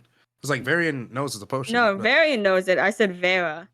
Oh, yeah. No, I report that. I report that back to them, obviously. Okay, I thought you said Varian. I'm I'm like, putting you guys back. Don't worry. Whoa. Oh, Oh. I'm Everyone safe. is gone. there remains. Everyone Varian. Yeah, but There we go. what is it? Vera will look to Jezebel and she'll say, you say it's something as small as a mouse, right? Possibly. There was that news mouse that was sending out these papers. And there is a newspaper within this place. Yeah. You think he might have had something to do with it? It's a high probability, though I would not say for certain it was him. in all honesty, I kind of find it a little bit hard to believe, only because the fact is that he is still a very tiny mouse. The kid's already like struggles trying to actually lift paper. I can't really imagine Yeah. him lifting a locket off of a person, especially if he was sleeping with it. That is true, but it depends on how he keeps the locket. If he wears it while he is asleep, then if it was a mouse, they would require assistance. But if he wears it, but if he does not wear it when he sleeps and it's beneath his pillow, it would be easier for a mouse to take it. Cool. That's fair. So I guess for safe, just to make sure, I guess we should identify where the locket was probably stored. Exactly. We could ask If the we- man, but he's too much of a mess to really talk to right now. That is true. I do believe it would benefit us, however, to figure out how the locket was stored. If we can figure that out, we'll have our answer. Or at Gotcha. least an answer. I go back to Briar and Well, ask he like, did. I mean, he would technically have help, wouldn't he? He's got his kid. If it's him and his kid, it kind of makes sense together, right? That is one theory. If you Bring your bring your child into criminal activity. there's also another thing. Why would a mouse like him needs a locket that gives you a mustache? Unless he's planning on selling it. But he wouldn't sell something like that in a town like this. It's a very small town. People are going to recognize that locket. And not only that, it seems a rather stupid to steal a locket that gives you a facial hair. That too. Eh, got a good point. Who would it? I don't know who it'd be then, or where it could be. Some of has been here, but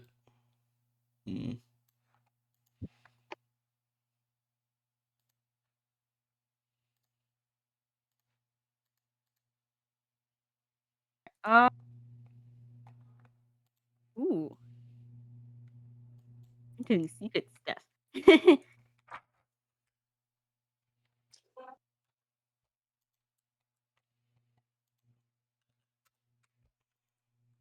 Alright. I'm just waiting on one more thing, then.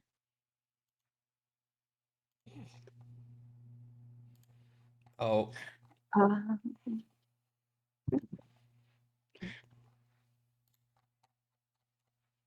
Ooh. Can I, Okay. while we're waiting for Dino, can I get a little bit more information on what I missed, please? If that's okay. what is it? When we made it to the theater, we got a Mhm. bunch of tickets for us, for Mhm. like 6 gold because Biggie haggled it, but it wasn't Mm. open until 6 p.m. It was 4 p.m. at the time, so we went to the I see. board to get something to do.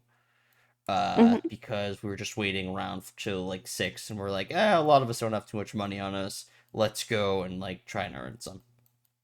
I see. I know I'm very late, but I do have 20 gold on myself, if that helps at any Yo, point. Nino, same. Varian Oh, has did you like did you tell her 100. about the yeah. I'm guessing it's like around. Yeah, it's like, oh yeah, it's like 100. We assume character wise that he is loaded, but we don't know exactly how loaded. Yeah. But I- did He's you got 150. yeah. But, Well, meta wise, we know that. But did you Yeah. also fill in Daniel about the director being not only the Oh. director but the Yeah. actor and the person who also owns the theater? So Apparently. That's interesting. the guy who gave us tickets was the director to the theater, and he is a necromancer. Okay. So what he Uh, does is that he casts this, like he literally controls the dead to do what he wants as acting. I see. Okay, let me write that down real quick because that sounds a bit important. Yes. He Um, Vera knows this. I was actually going to talk about it soon. Actually, so I'll just hold off on that till I talk about it. So the owner of the theater is both an actor and the Director. advertiser? Director and so Director. he's the director of it, and he summons up undead to Summons undead be the to actors. be the actors. But All no, right, thank if he's you. the director and the actor, does that mean that he's also the one that wrote the script for we're trying to look into? maybe. Stop reading my notes. Noted. I mean, All right, there's your it's either answer, that Biggie. or he knows the person who actually wrote the script. It's one or the other. That's what my conclusion was going to go to. Anyways, All right. Do you still need time, Dino? I can keep the no, conversation. I have everything I need. Alright. So, All right. I did a little bit of secret roles, both on your end and on mine. Fine. No. Stop with Bibble. Bibble. Not Bibble. our culprit. It was Bibble. As you all The culprit was talking, Bibble. it was Bibble all along. As you guys are sort of talking and congratulating, that's the word, congratulating. Where's Carmen? As you guys are congratulating and trying to discuss what is happening, theorizing the whole thing, and two of you actually quickly notice something happening around you. Mhm. There is a strong sense of being watched, and along with that, you almost hear the sound of squeaking faintly echoing through the walls as something scurries about inside. You two are the only ones able to identify this is with it. But you also are able to identify that whatever this is has something heavy with them, almost dragging it through the beams with them. Out of curiosity, which two? There's three of us. Not me. No. Okay, then it's me and Biggie. The people who got over 10. I Then, I was told the roll for Arcana. I got an 8. all right then. Even So, with the yeah, plus it's 6. me and Biggie That a nat noticed one, by the something. way? You was said a you said 2. it was like damn. Gaddis is You the said, only one who had to roll something that was not perception because of the fact that he is in particular a mage and he would be able to identify the arcana radiating from whatever this item is. Fair enough. All right. Instead of mentioning it, Jezebel's gonna like take a step back and go kind of like silent and look around. If they're being watched, it's best to not maintain the idea that you don't know. So, sorry, I'm just thinking out loud to myself. Jezebel is just gonna look at you, Vera, and she's gonna be like, well, I believe that is all we could probably gather here for now. Yeah. And Farah will like telepathically talk with Snookums, see if he found any ways into the like a wall or something.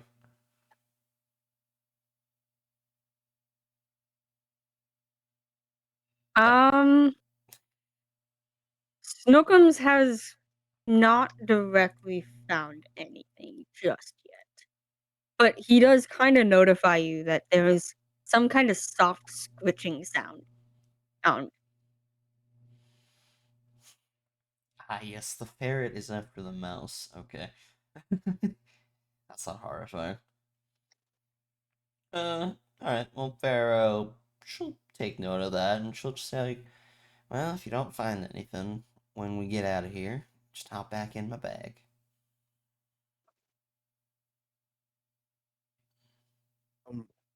Dino, you ferret- said we hear like the skittering. You said like on the beams or behind walls? It is behind the walls, like the wooden beams to support the wall. Yeah. There's something skittering along that, almost dragging something heavy. Here's the thing: is the ceiling exposed? The ceiling is not exposed.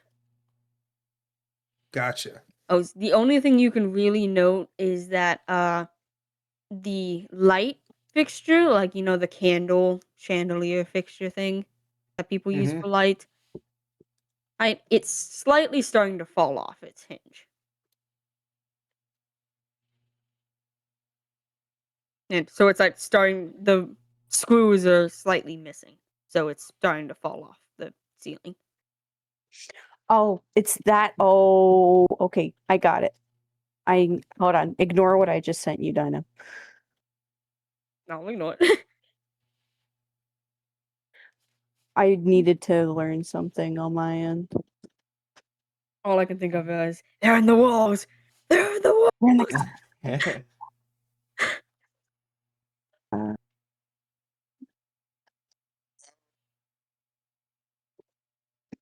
I'm gonna actually see what's it called, Jezebel's body language, and taking note that she's trying to be inconspicuous about something. So I'm gonna follow her lead too, and say like, well, I ain't got much of anything. I don't really got much of nothing right now. So maybe I should go and talk to the clerk about something that maybe they might know. Probably is a good As I- idea, honestly. Yeah. Do let me know if you guys come up with anything else, whoever's deciding to stay behind. There's like a subtle tilt to Jezebel's head as she recognizes you are also being inconspicuous, and she nods in Mhm. approval. Yes, we must leave now, for there does not seem to be anything else here. Alright. Carmen kind of just says, alright, everyone out. Alright, then. And Thanks, Agatha, Becky. who doesn't understand, just says, wait, but aren't we looking for clues and such? No, We've Well, found if- all we can here.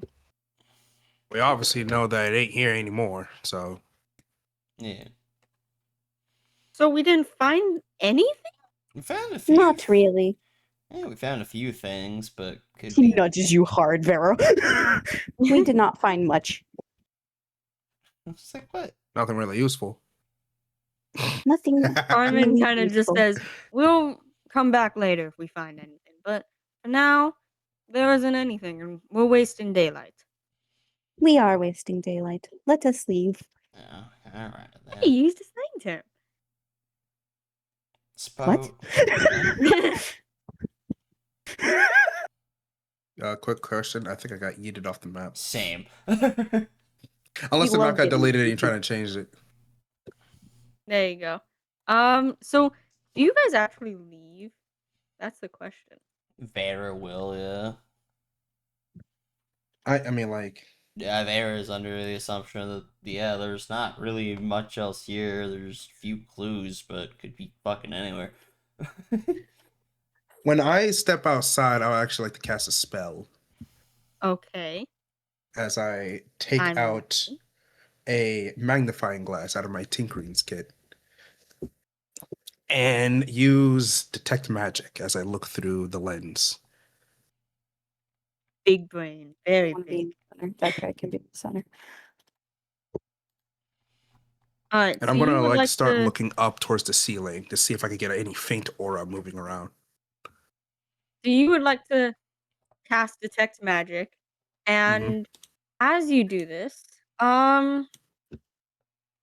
you're actually able to identify something moving along in the ceiling, sort of scurrying about on the wooden beams inside, I with the faint skittering and scratching of whatever claws this thing is. But you can also identify that it's holding a magically charmed item. Something that with the magnifying glass you can identify as a glowing blue circle. Well, the same shape, if you remember, is as the locket. I just nod my head. Hmm.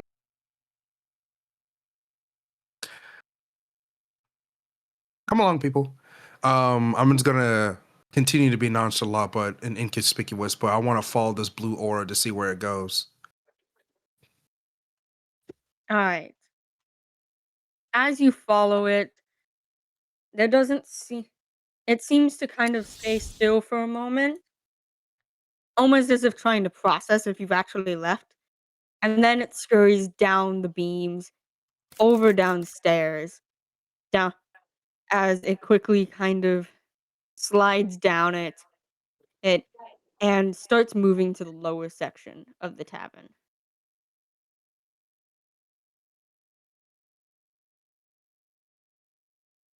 And, and as you all come down into the more, well, into the bigger area, uh, Alex, as you follow it, you can identify that it actually starts trying to leave through a small rat hole somewhere across the room. And I'm giving you that passively, so you're welcome. Wait, so do I wait, hold on. So is the rat now like exposed? It is starting to move down towards the rat hole from across the room. So um it's like down where it says Patreon. That's Hold where the on. wall is. I'm not on the map. The map's not showing for me. Can you ping it for me? Oh, I see. There we go. All right. So you're saying it's moving down towards towards that Mhm. section. But there's Yeah. a hole And there? yeah, there's a small mouse hole that it seems to kind of be there, and you kind of see the rat, like whatever this thing is, moving down it. It's starting to try making a getaway. What's it called? Give me a sec.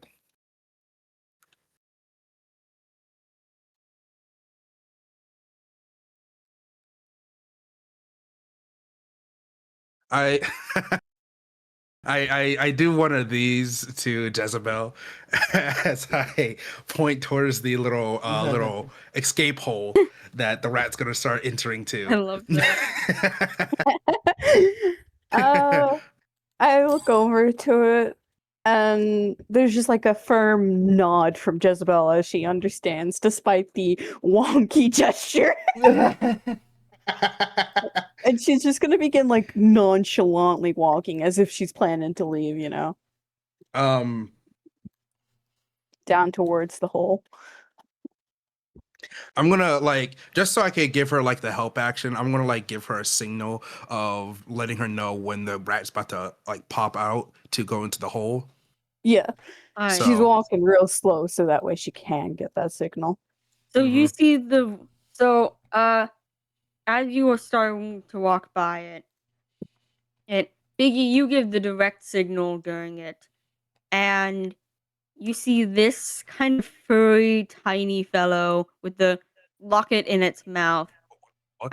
That is cursed. I honestly One was expecting like second. an actual rat. I'm Yeah? not gonna lie. I can't really see what that is, Mom. kind of scurrying past Oh, that's as it steps out from the pretty. mouse hole. What is it? It's just a heart. I just got a leash Oh, okay. put on it. Alright. I was just wondering what it was. Sorry, what was that? So Man popped out. Biggie, Alex gives the signal right as the mouse steps out, and you see the rat folk crawling out with the locket, it kind of sealed into its mouth. I So can I just lean down and pick it the fuck up? You 'Cause can, it's yeah. it's a rat. So you just kind of quickly swoop it up, and the rat kind of blinks at you with wide, big eyes. The locket's still in its mouth as it clamps onto it with its little claws.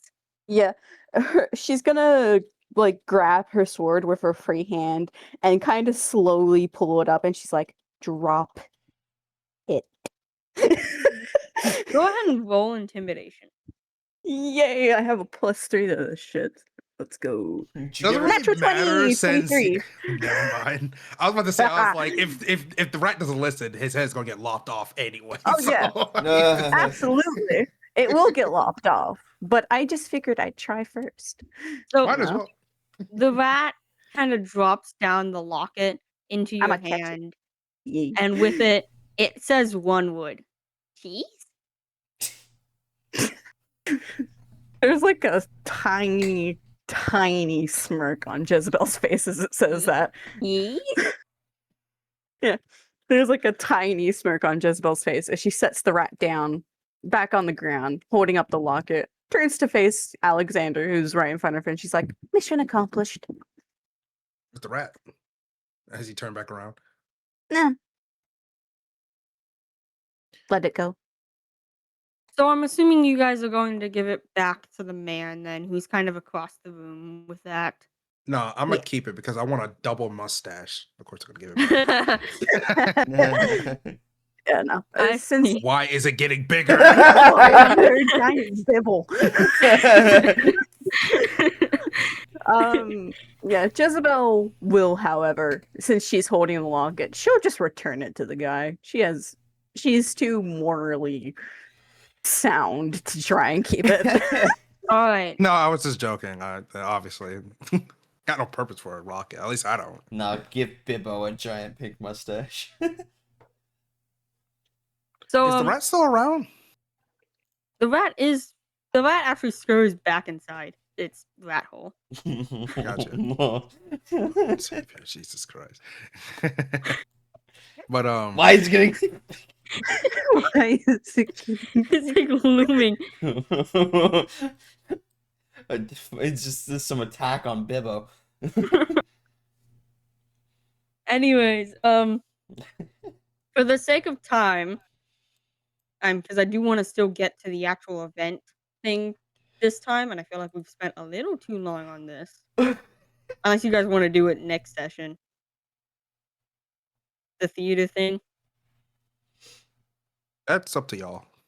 Time to keep her going. I'm just asking because it's already 8. And I don't want to like I'm take up fine too much either of way. Biggie's time. No, I'm fine right now. Alright, Mhm. cool. We could do the theater scene and then whatever happens next, and we could call it there. Alright. Cool. Then for the sake of time though, I'm going to go ahead and give you guys the 30 gold. He actually gave you 10 additional gold for it. And your reputation actually gets higher because of it. Congrats. Neat. And Nice. by then, I will note it is actually around the time where you guys will have to. I'm deleting Bibble. I'm sorry. No. No, He's in the way. not Bibble. It is around the time when you guys can essentially start making your way to the theater area. Because the thing lasted about 2 hours. So it was relatively easy. And you guys got gold. Nice. All right, how do we want to divide this gold? 30 divided by 7. No, That's- Yeah. So yeah, it's 6. 30 I'm not divided gonna by give. 6. Actually, no, fine. 7. I guess Varian was a guinea pig for me. So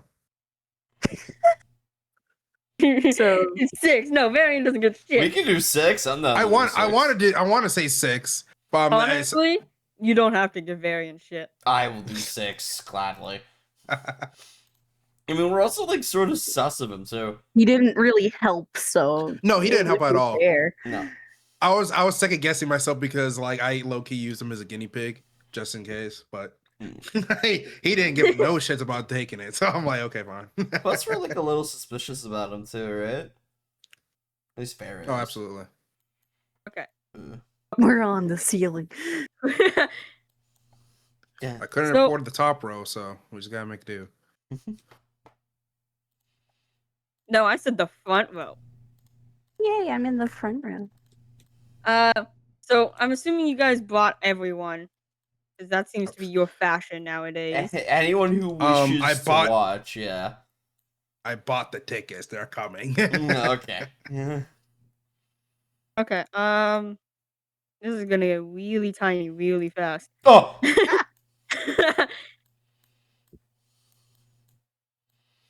Everyone gets their seat. Oh, you made it accurate. Nice. I like that. Yeah. I'm like, everyone needs their own seats. Okay. How we all want to sit down on No, this? no one gets a seat near Varian. That's how it works, apparently. Rorian's just like off on his own. You don't need them.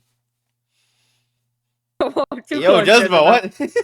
Close. Hey, you moved me. I didn't move myself. I didn't touch Alright. anything. That was Dino. That actually brings the question: how many people are actually attending this play outside of us? In total, about 215. Okay, good chunk So of people. a relatively good amount of people, including refugees, tourists, all of that stuff. And let me access this part of my notes. All right. I forgot I could just do that. Don't mind me.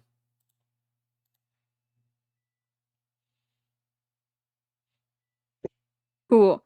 So, as you guys are kind of in this area, yeah, you're going to see the director, Sethos, is standing in the front, and I'm putting him on the map. Shut up, Shadows. I wasn't saying anything. I was fucking zooming out to see the fucking stage.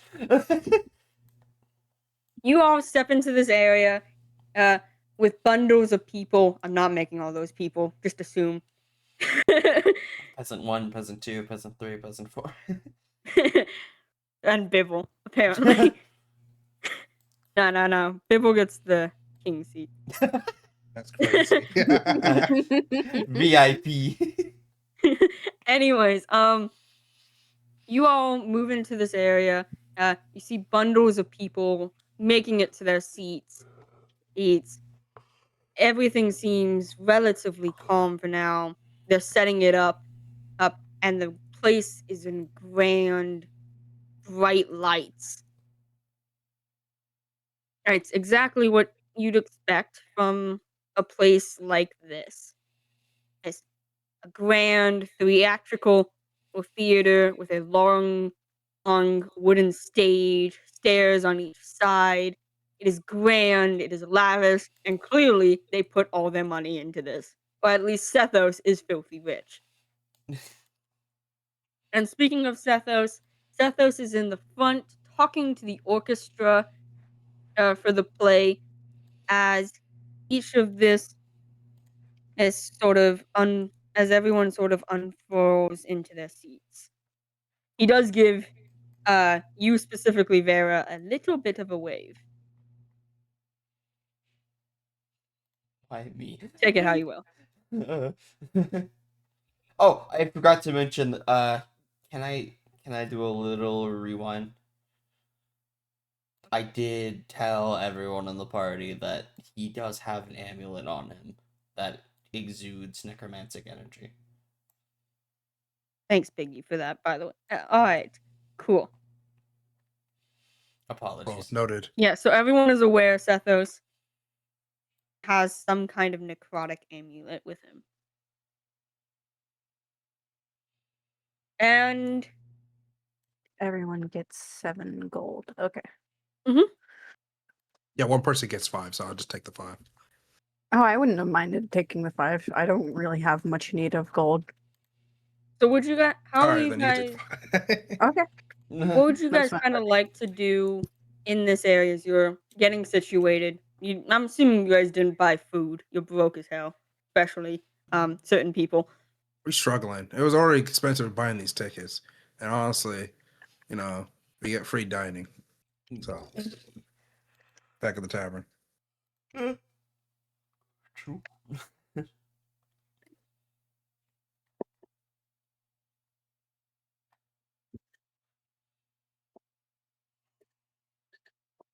All right. So, is everyone ready for this? Yes. Because I would.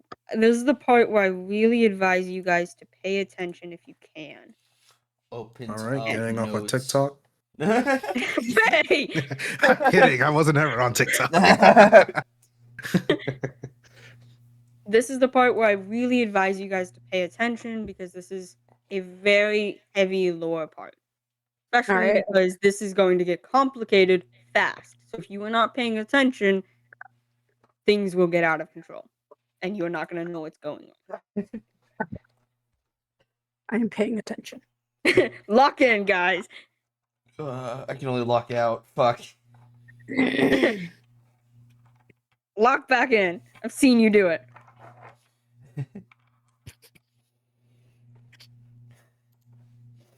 Right.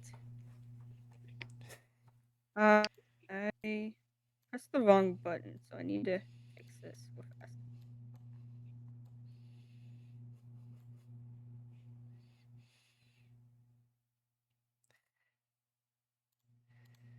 What is the music bot playing now? Nothing? There we Oh, go. what It is is it? working. Okay. If you know the game, hats off. Oh god, why is there so many bibbles? Why'd the They just map- multiply. Yeah. They split off by mitosis. Hey, you guys are not supposed to be on the stage. Could be. Thank you to whomever did that. That was very helpful, actually. Me. Thank you. I know how to click and drag. Alright. Oh. Yeah. The lights fade to dark around you as the curtains. Hey, stop moving my stuff. That's supposed to be there. The lights fade to dark as all of the candles diminish in a single sweep of dark, cold wind. And the orchestra starts strumming its tunes as its voice echoes out throughout it. This is your reminder to that this is based on an actual play. And along with that, based on the history of Sabal itself. We recommend you take it with a grain of salt, however, as things in this one are slightly different. Different versions, and along with that, something important, something you need, and something very few might understand. We recommend you sit back, enjoy the show, and may Sabal guide you on your journey. And you guys are welcome to react at any time. I'm giving you pauses. I just lean over and be like, I never really been to an actual play. I'll lean over to Brian and say that actually. All right.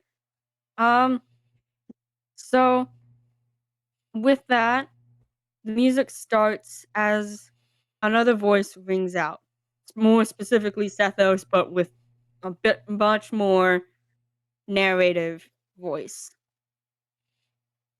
As the orchestra begins to play. Hey. And you see as zombie folk begin walking down the halls, trudging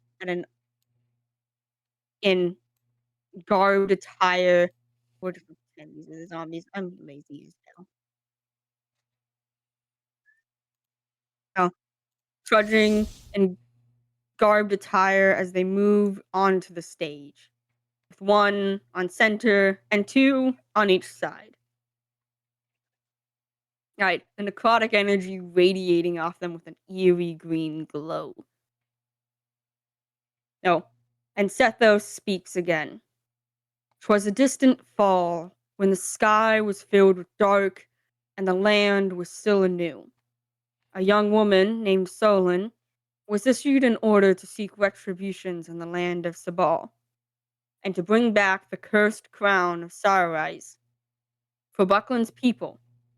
And that is where our story begins.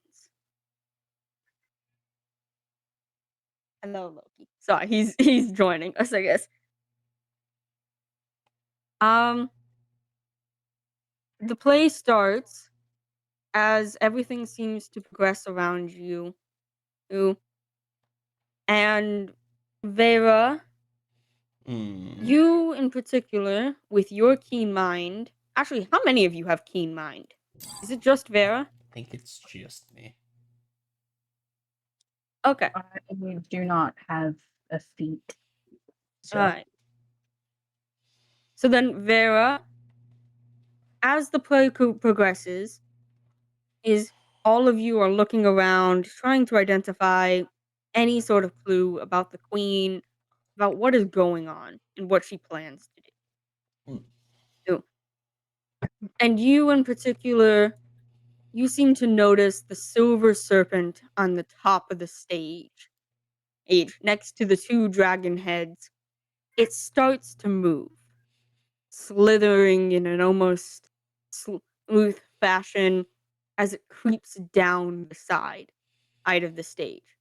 No one directly notices it, more entranced by the play itself as it progresses. Is it moves all the way over to a side door just past the stage. Opening it up with its head before slithering inside. The door gently closing behind it. And at the end, in particular, you also seem to notice the faint green light of magic. Okay.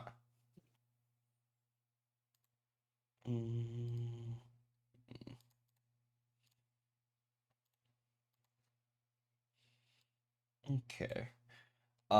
Then what Favor will do is telepathically, she's gonna just speak the Snookums, and it's gonna be this. She's gonna say, "Hey, there's some magic over there, and I don't think I can move from my seat.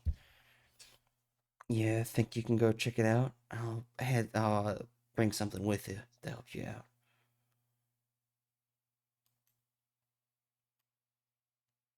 Who are you saying this to? Snookums. It's all telepathically. My familiar. Ah, okay. Snookum kind of looks over at you, clearly bored out of his mind in this play, but he gives a nod and scurries off into the area. Okay.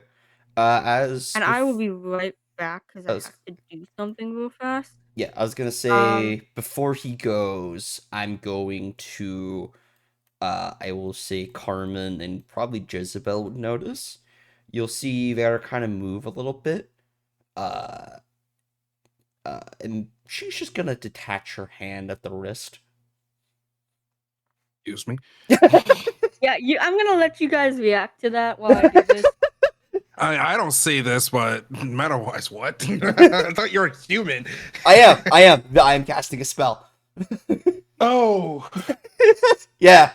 I thought you were just have a Frankenstein moment or something. So you're saying I noticed this? Probably. Okay, I'm gonna do something that's so fucking stupid. As Jezebel sees you just yank off your hand, Jezebel just does the same in return, pulling off her own hand and shows it to you. Just like shows you the hand questioning. Yeah. It's like, is this part of the? Is this what we do? Yeah, there's clear confusion on Jezebel's face. Is like, are we supposed to do this? Just Bear will small little giggle, a very quiet one. She'll say, and she'll whisper to you, it's like, there's something behind the backstage. I can take off my wrist and it's gonna go with Snookums to go check that out. She'll look over towards like what you pointed out. I'm gonna write this down now. Weird serpent going backstage, green light. All right, cool. Thanks. I needed that. I got And you. she nods slightly, putting back on her hand now that she understands. And she'll. What did I miss? We're telling each other what's happening, kind of. In a very And then- faint whisper. Yeah. And then she'll kind of nudge you, Alexander, with her like elbow and kind of like secretly gesture to what's happening backstage, like the serpent thingy going and the green light. All right. So that way you are now aware, Biggie. Wait, I see like the green light Yeah, the green magic and the serpent thingy. in the background. Yeah. Yeah, I pointed it out to you, so now that we all know what's happening. Honestly, for Alexander, since he never attended a play, he just thinks it's a part of it. I was just pointing it out so Valid. you knew what was happening more so than All right. anything. Biggie. Yeah, no, I got you. I appreciate that. Because just in case if it's dangerous, I know what to look out for.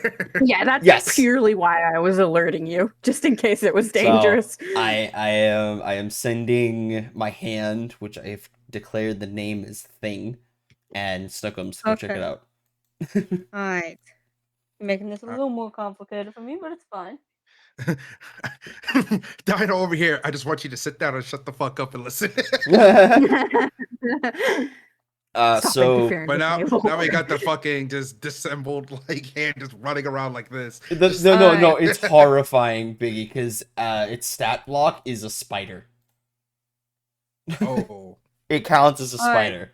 So what's gonna I happen would- is Snookums is the mount and the spider is riding Snookums like a fucking warrior. I would like to get to this, please. Yeah. All right. So this is where it gets more complicated because I technically have two different POVs I'm going to be constantly switching from. This is why I said to pay attention.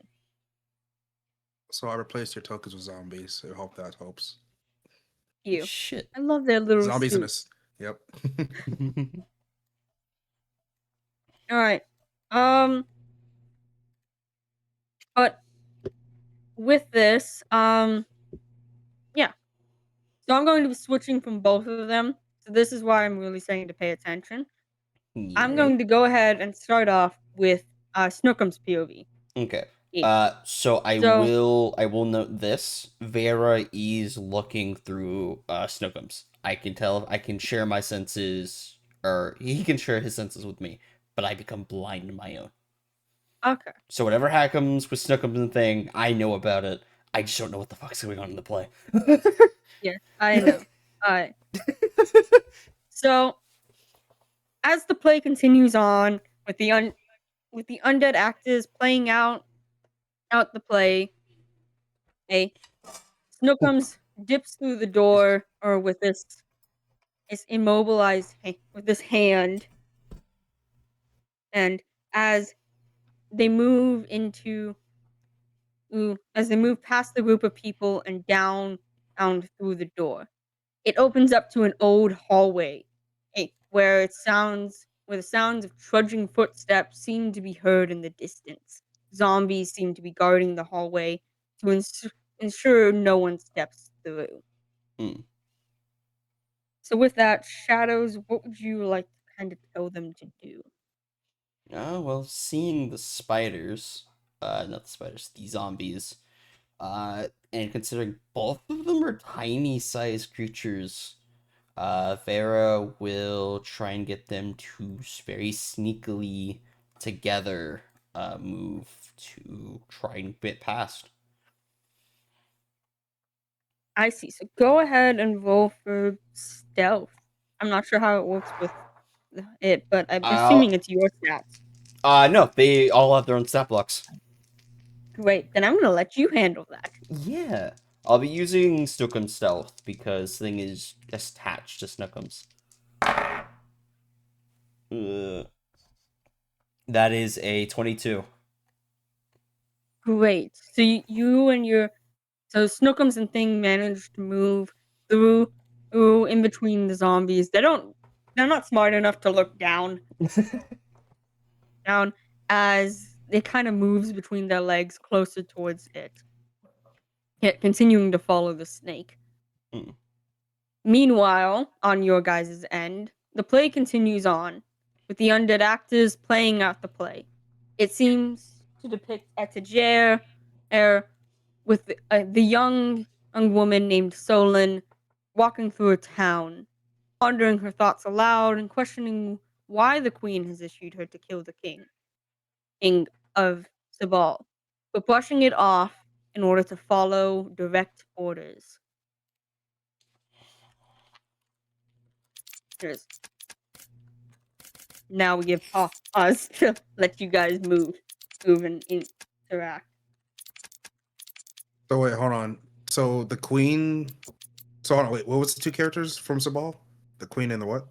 The young woman named Solon, Mm-hmm. and then there's King Saorise, which Okay, is okay. SAO and then Rise. And it was who to give the order? Sorry, I just missed a little bit of that The part. play continues on with the undead actors playing out the play. It seems to depict Etagere with a young woman named Solon walking through a town, pondering her actions aloud and questioning why the Queen of Buckland has issued her to kill the King of Sabal, but brushing it off in order to follow knightly orders. That's Gotcha. exactly what I wrote. Gotcha.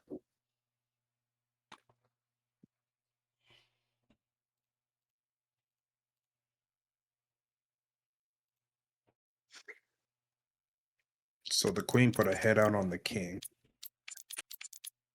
What did you say, Sai? No, I said the queen put a head out on the king, basically. Right? That's what I'm assuming. Yeah, the Queen has issued Solon. And the female and Kill the King of girl Sabal. knows about this? The girl knows about it and she's questioning, well, why do I have to kill him? But at the end, she kind of just says, well, I have to follow orders anyway, so it doesn't matter. Gotcha.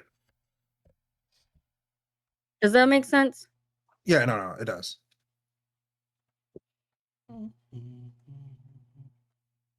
I don't know. I'm just trying to make sure I'm following this correctly, is all. Yeah, no worries. Can you? Alright, so then, does everyone have that part down? Yes. My end, at least. Shadows? Yeah, I have my part down Sweet. because I don't know what the Diggy? fuck's going on in the play. I I'm meant to fine go to part my with the own senses.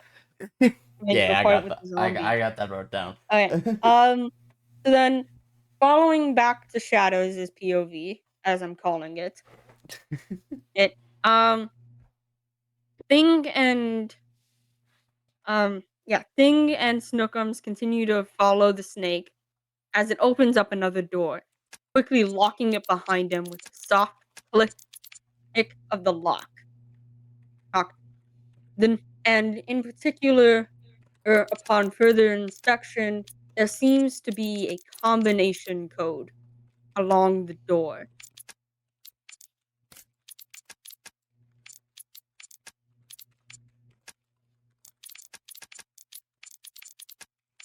I'm hoping you figured out the puzzle. I did write it down somewhere. There it is.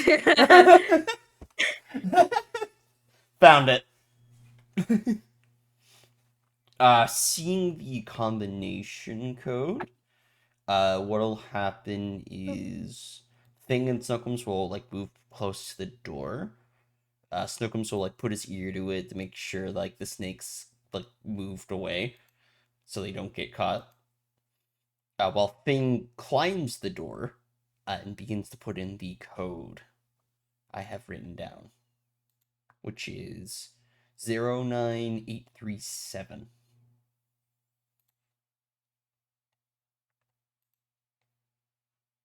Alright, give me a sec. I will say thing counts as a spider for stat sheet wise, so he does have spider climb.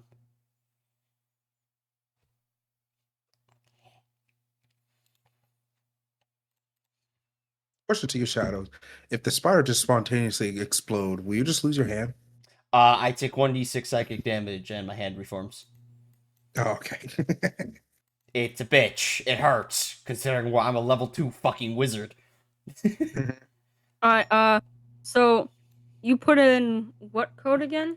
Let me relook. 09837. Alright. And while while you're switching into the code,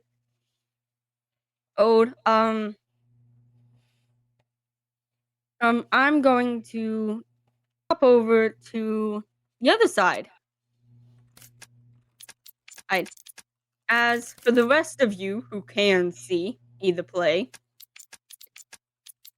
Setha's voice rings out as it depicts Solon walking through the entire place, kind of like moving throughout moving throughout the land. And Sethos narrates, of course. The travel was long, the nights cold and rough, but when she stumbled into the land of Sabal, she held a determined path. She checked into a tavern called The Last Laugh, and it was there, in the land of I Armorel, that she planned her next attack. And as he speaks, the set changes and warps with an illusion charm to show a different location entirely. Where Solon is pacing a tavern room. There's my next pause for your notes. What was the land called? I Armorel. So How do I spell that? AI space Yeah. ARMORIEL. Thank you. You're welcome. Just let me know when you want me to move on. And the illusion charm was used to show inside the tavern? Yeah. The stage has warped and changed.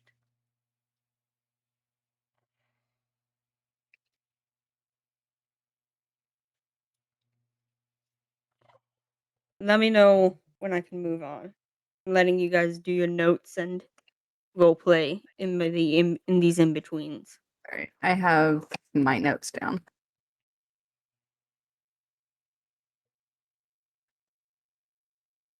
Biggie, you got yours? Yep, I'm listening. Don't worry. Shadows? Yeah. Sweet. So Shadows, Yeah. whilst Thing and Snookums is there trying to work together to move through the combination, and a zombie walks by, turning the corner. I would like you to make a stealth check again for both of them. Yeah.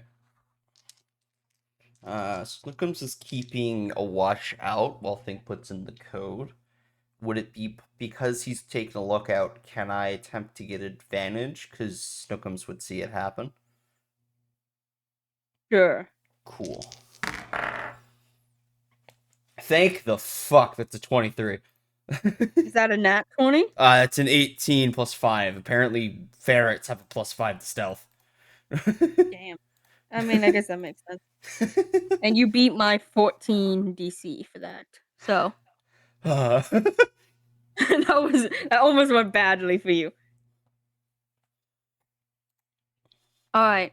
So Snookums manages to alert Thing in the middle of them switching the lock.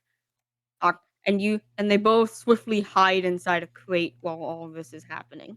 Hmm. They wait until the coast is clear, and then they continue and finish up the rest of the combination, opening up to a small waiting room with a door on the other side. All right, and before I get to that, over on the the theater part of things, Solon, after pacing her room and monologuing to herself, decides to forge a letter into the local ball, where the king will be attending. Then she plans to poison his gauntlet, lure him alone, and pierce his skull with 7 daggers. This one wasn't enough. The poisoning and the stabbing it wasn't enough, so you gotta make sure. It's about sending a message. Double tap. So I would let you guys react and catch up with your notes now. Overkill. I lean over to Jezebel. It's like, don't you think not only that's a bit cruel, but also a bit excessive to kill a man? It's an effective way to kill a man. But I mean, fair enough. But how strong is this king exactly? Well, if you'd have to consider all of his guards, all of his connections, everything at his disposal, and of course, you don't become king by just sitting around. You can imagine Yes. he's probably got some power on his side. I feel like overkill is probably necessary. He's I would have okay. done something similar. That's concerning. Real quick, Dino, you said he's the king of Solom. So is he actually like some sort of beast folk or something? He's the king of Sabal. Or So in Sabal, this, sorry. he would be he is in fact a beast folk. More particularly, he's a dragonborn. Gotcha. But still, Yeah, unless so this he would be dragonborn a is an white actual dragon in disguise, he shouldn't be that tough to kill. He would be a white dragonborn.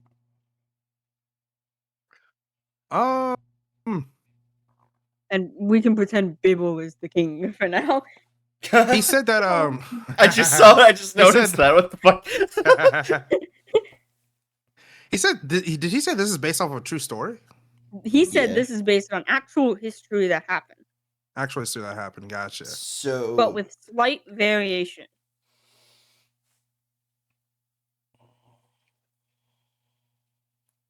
Okay, so I'm gonna be right back. I'm gonna let you guys talk and stuff. Do we know who's the current king now? Dino said she'd be right back. I know, I'm asking you guys. I don't know if you guys picked up. I don't think there would. I don't think we know who the current king is now. Not for Sabal, because we're not from Sabal. Yeah, I know, but I thought someone would have picked up it by now. No. Something. But okay. No, it's just you know what'd be fucked up? Because we don't know nothing about Sabal. Mm. What happened if this was, like he said, based off of an actual historical event, but the historical event hasn't happened yet? I'd fucking be honestly. That's like the most worrying part.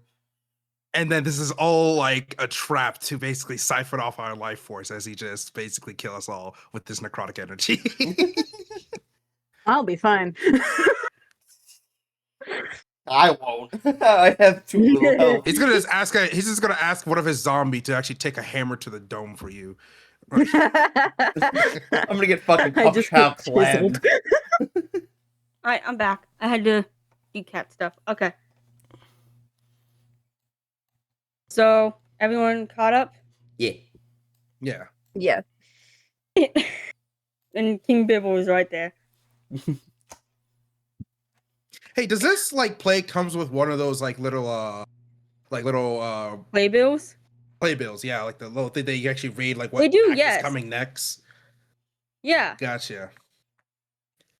So the next act is literally called the final ball. Oh, a brief kind of description on what it is, but I will get to that in one quick moment.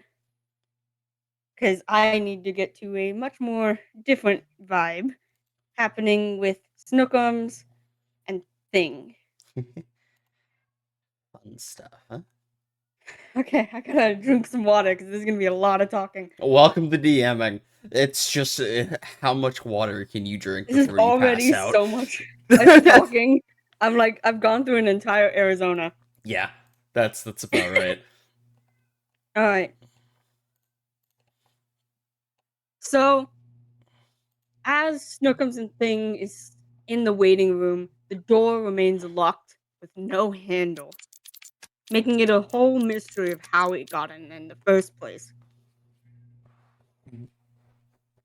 But you can hear the sound of a conversation happening on the other side.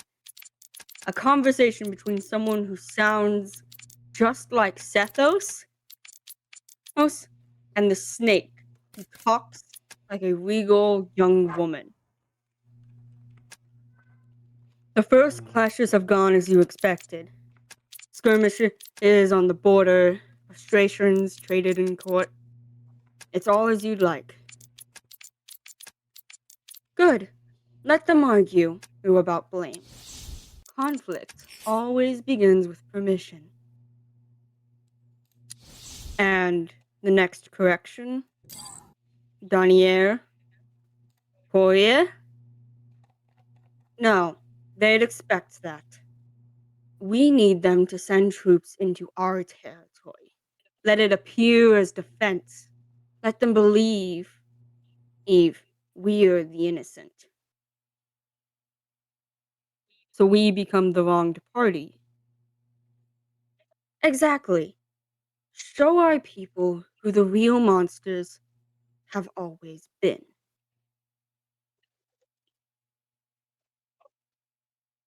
And Vera, how would you kind of like to react to that part of it? I'm just It listening. as it's just listening in. Yeah, All right. but Pressure sits. The queen's. No, fuck. I spelled it. come on. The regal woman speaks up again through the snake, her tone almost condescending in nature. Pressure a city that profits from neutrality. When hunger speaks, borders begin to blur. And the king will cling to explanations while control slips through his small, puny hands. By the time he understands what has changed, my son will be the only certainty he left to rise. If resistance rises, it always does. All things obey their nature. Mortals are no exception. I understand. Then we are aligned. And continue with your orders. I will handle it from here.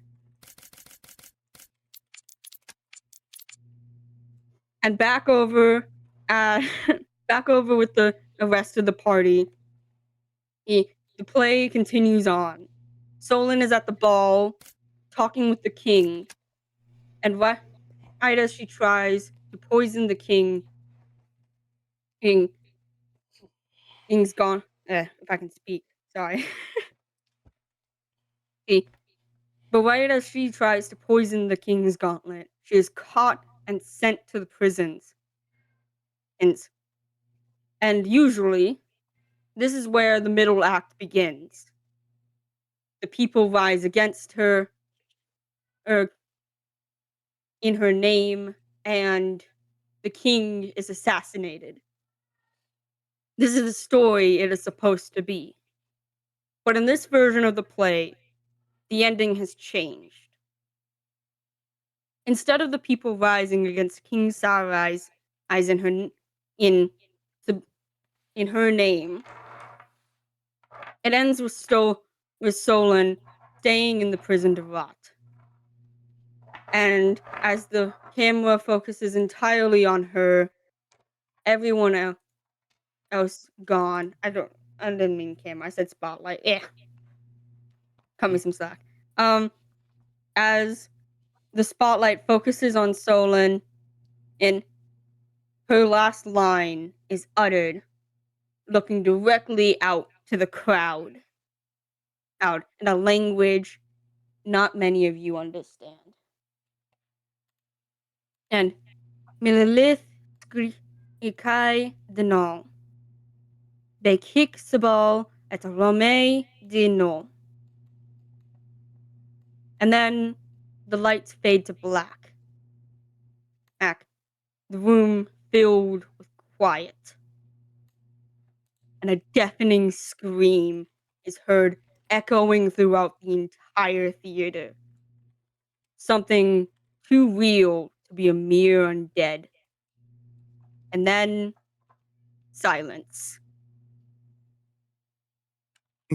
Alexander gets startled as he wakes up from his snap.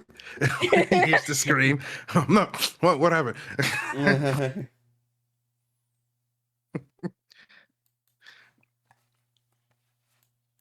Neat. The lights come back on as all the candles flicker to life again. And with that, the play is over. The curtains close, leaving only people tossing flowers onto the stage. Setho stands up, gives a bow, and the necrotic actors from behind disappear into nothing but mere ash on stage.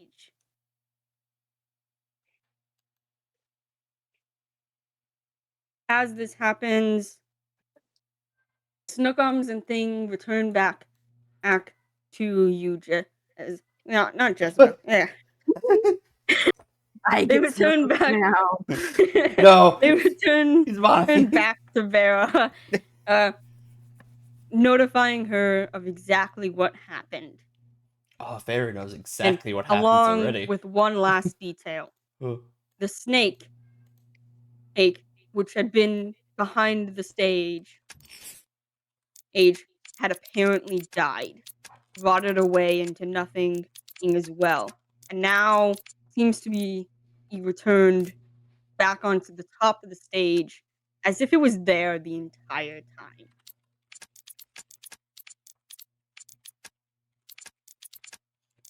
I will let you guys regroup as I change the map.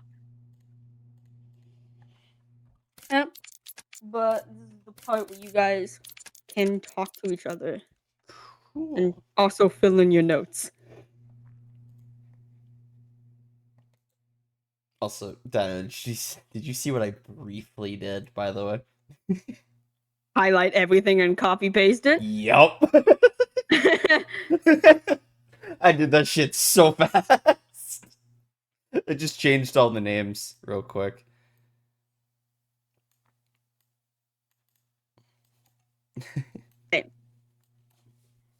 So then lights come back on, curtains close. How are you guys kind of feeling and reacting after a play like that? Jezebel, you literally saw everything because you didn't sleep like some other people. Jezebel is visibly confused by the ending change. That honestly would be her reaction.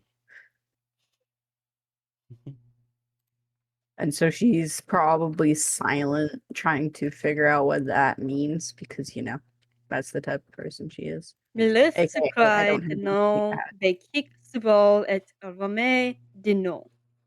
Yeah, that doesn't help me. I don't know what you're fucking saying. I know, I'm repeating it back. I'm putting that in riddles and puzzles. Is For that all in of like you Abyssal or something? What language? Yeah, dude, out of curiosity, out of character, what language is that? I'm not gonna tell you because that's part of something you have to figure out. I see. Okay, cool.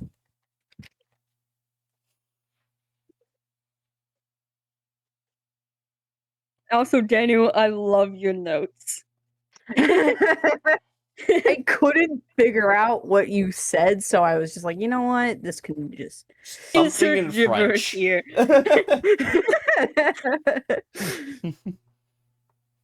And then I'm also putting in the entire conversation as the riddle as well. So you guys know exactly what was said, or at least the basis of it. I did add a little extra flair.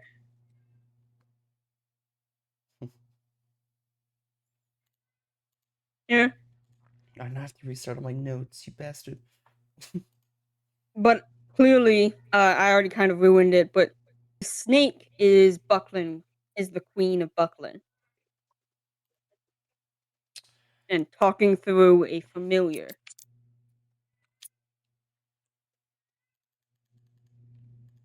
So, there you go. That's your only hint towards that one. I see. But yeah, as the lights come on, you all are allowed to react and everything. We've heard Jezebel's reaction as Carmen kind of looks over and just says, "Did you see that? What was that? What? The ending. I've seen this play before. It isn't like that. I don't even know what language that was." Vera will come back to her senses. She'll say as as her hand reattaches, and she'll say, "I'm sorry. What was that?" I mean, you were spaced out too. I was a bit. Come on, am I the only one paying attention? Well, can you tell me what was said?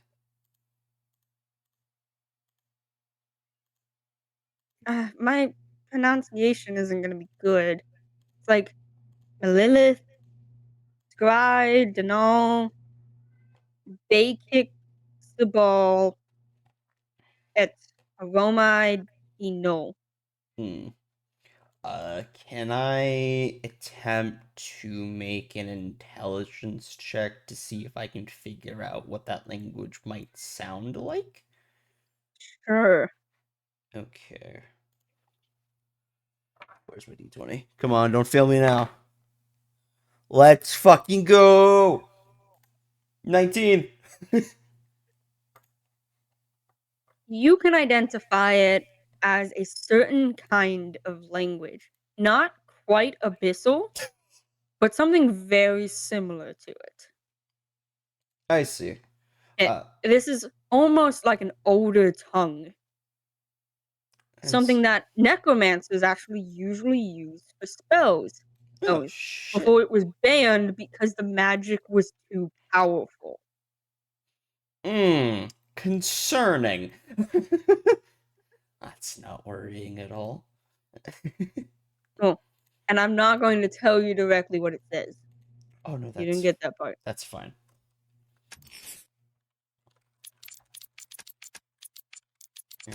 But, Alex, how would you like to kind of react to all of this? Honestly, a bit confused. What does that have to do with anything with the ongoing war? Excuse me for a second.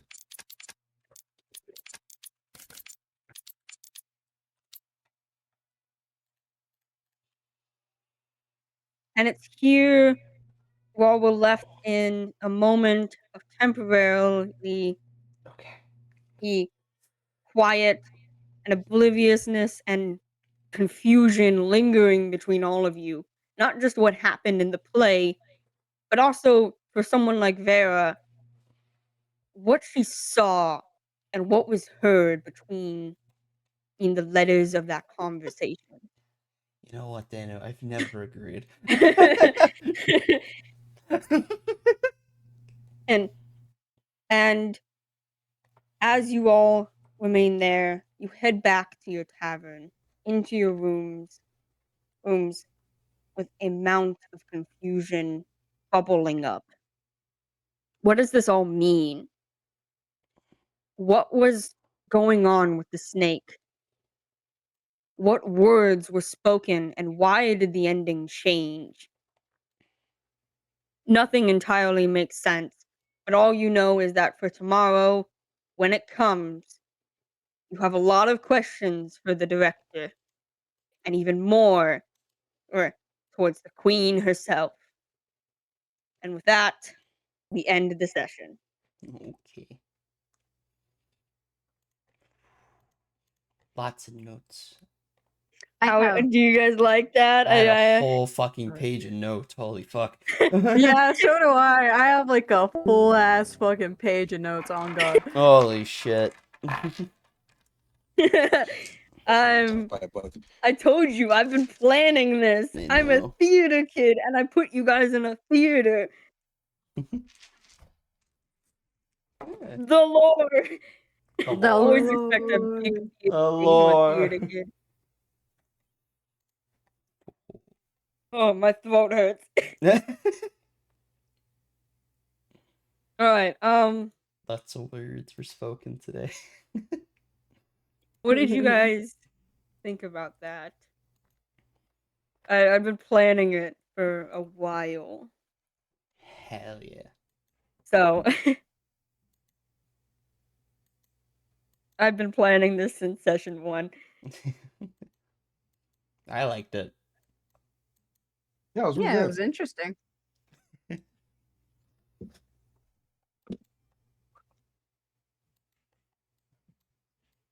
Great. I'm really glad. So when next session happens, Vera, you will be given the choice to tell the rest of the party what you saw, or to keep it to yourself. Oh, I will give you that option. I will tell only Alex. And this And is Jezebel, actually don't the worry. first session where none of you got a nat 1. Yay. Nice. Fuck So yeah. because of that, all of you will get inspiration for the next session. Fuck yeah. Yeah. And D&D Beyond said I rolled in that one authorized check. Okay, cool. Good thing you didn't use it. Good No, thing. like literally D&D Beyond crashed, and so I had to reload the page. Oh my I god. love that. That's so much. She's like, okay, pick That one rolled timing. in that one. D&D Beyond. I beg to fucking differ. Do we Every one of level you. up? None of you level up, Dang. but Aw, all of you will get inspiration. Biggie, you know how this works already. But Mhm. for the rest of you, you will have to use it sometime in the next session, or it will go away. It's temporarily. But this is my reward towards you guys because you did manage to not get a nat 1, which is nice. I now have another thing. Man, I'm so sad we didn't level up. It's been a minute. Dude, Not that you're long. fine. It's been 3 sessions. I told you this was a I slow know, I'm campaign. just joking around with you, mate. Okay. He really wants to hit that level 3 spike. Bro, I want my level 2 spells. I want to cast Wither and Bloom.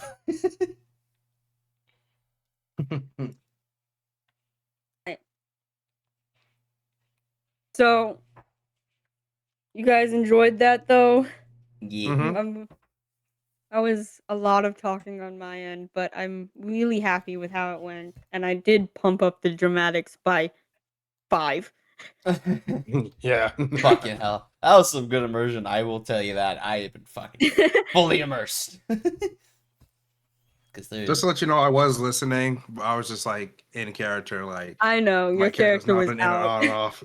you really. He was like Because Bro. nodding it's a in and play. out. He was like, Exactly. that was his first 'cause play, so it's he a didn't know how to play, feel about it. I love it so much. Like the beginning of this book, he's like, "Oh yeah, I'm young for like my race," and then just like, "Oh, but I act like entirely like an old man." I'm just gonna take a nap. I will actually note, as someone who's done theater tech, It is incredibly rude to nap during a theater Oh, performance. I wonder why. Theater kids, I swear. They put so much effort away. You just sleep. How dare you? As in, Miss Darcy technically gave us full permission to talk louder if someone's falling asleep. And I will sleep harder if I'm getting bored. It's like, joke's on you, I sleep with noise. Joke's on you. I sleep with an industrial fan on every night. Anyways. Yeah, I hope you guys enjoyed. I worked very hard on this. So much so that I literally finished it yesterday. Jesus Christ. Hey, and then fixed anything I did while sleep deprived this morning. So, and then you guys are welcome to, when it comes to the puzzle, you're welcome to overanalyze it as much as you want outside of the campaign. If you do have any guesses, you're welcome to text me about it. I And do then have we can- one question. Is it a language from D&D or is it like an actual language? It is a mix in real life. It is a mix of Latin No, and French and one more language I can't remember off the top of my head. Got it. Simish. I was trying Shimmish? Simish. Really? So Latin, French and Sim. French, and Simlish. Okay. Just to throw you guys off. It's part of it is Simish, yes. All right. I can't unread it now without hearing the Sim voice. Just my Yeah, secret just- now. They kicked the ball. It's a Roma. I don't know. I love that. But yeah, Noted. but as you guys have identified in person, or at least Big Shadows has, this is an ancient version of Abyssal.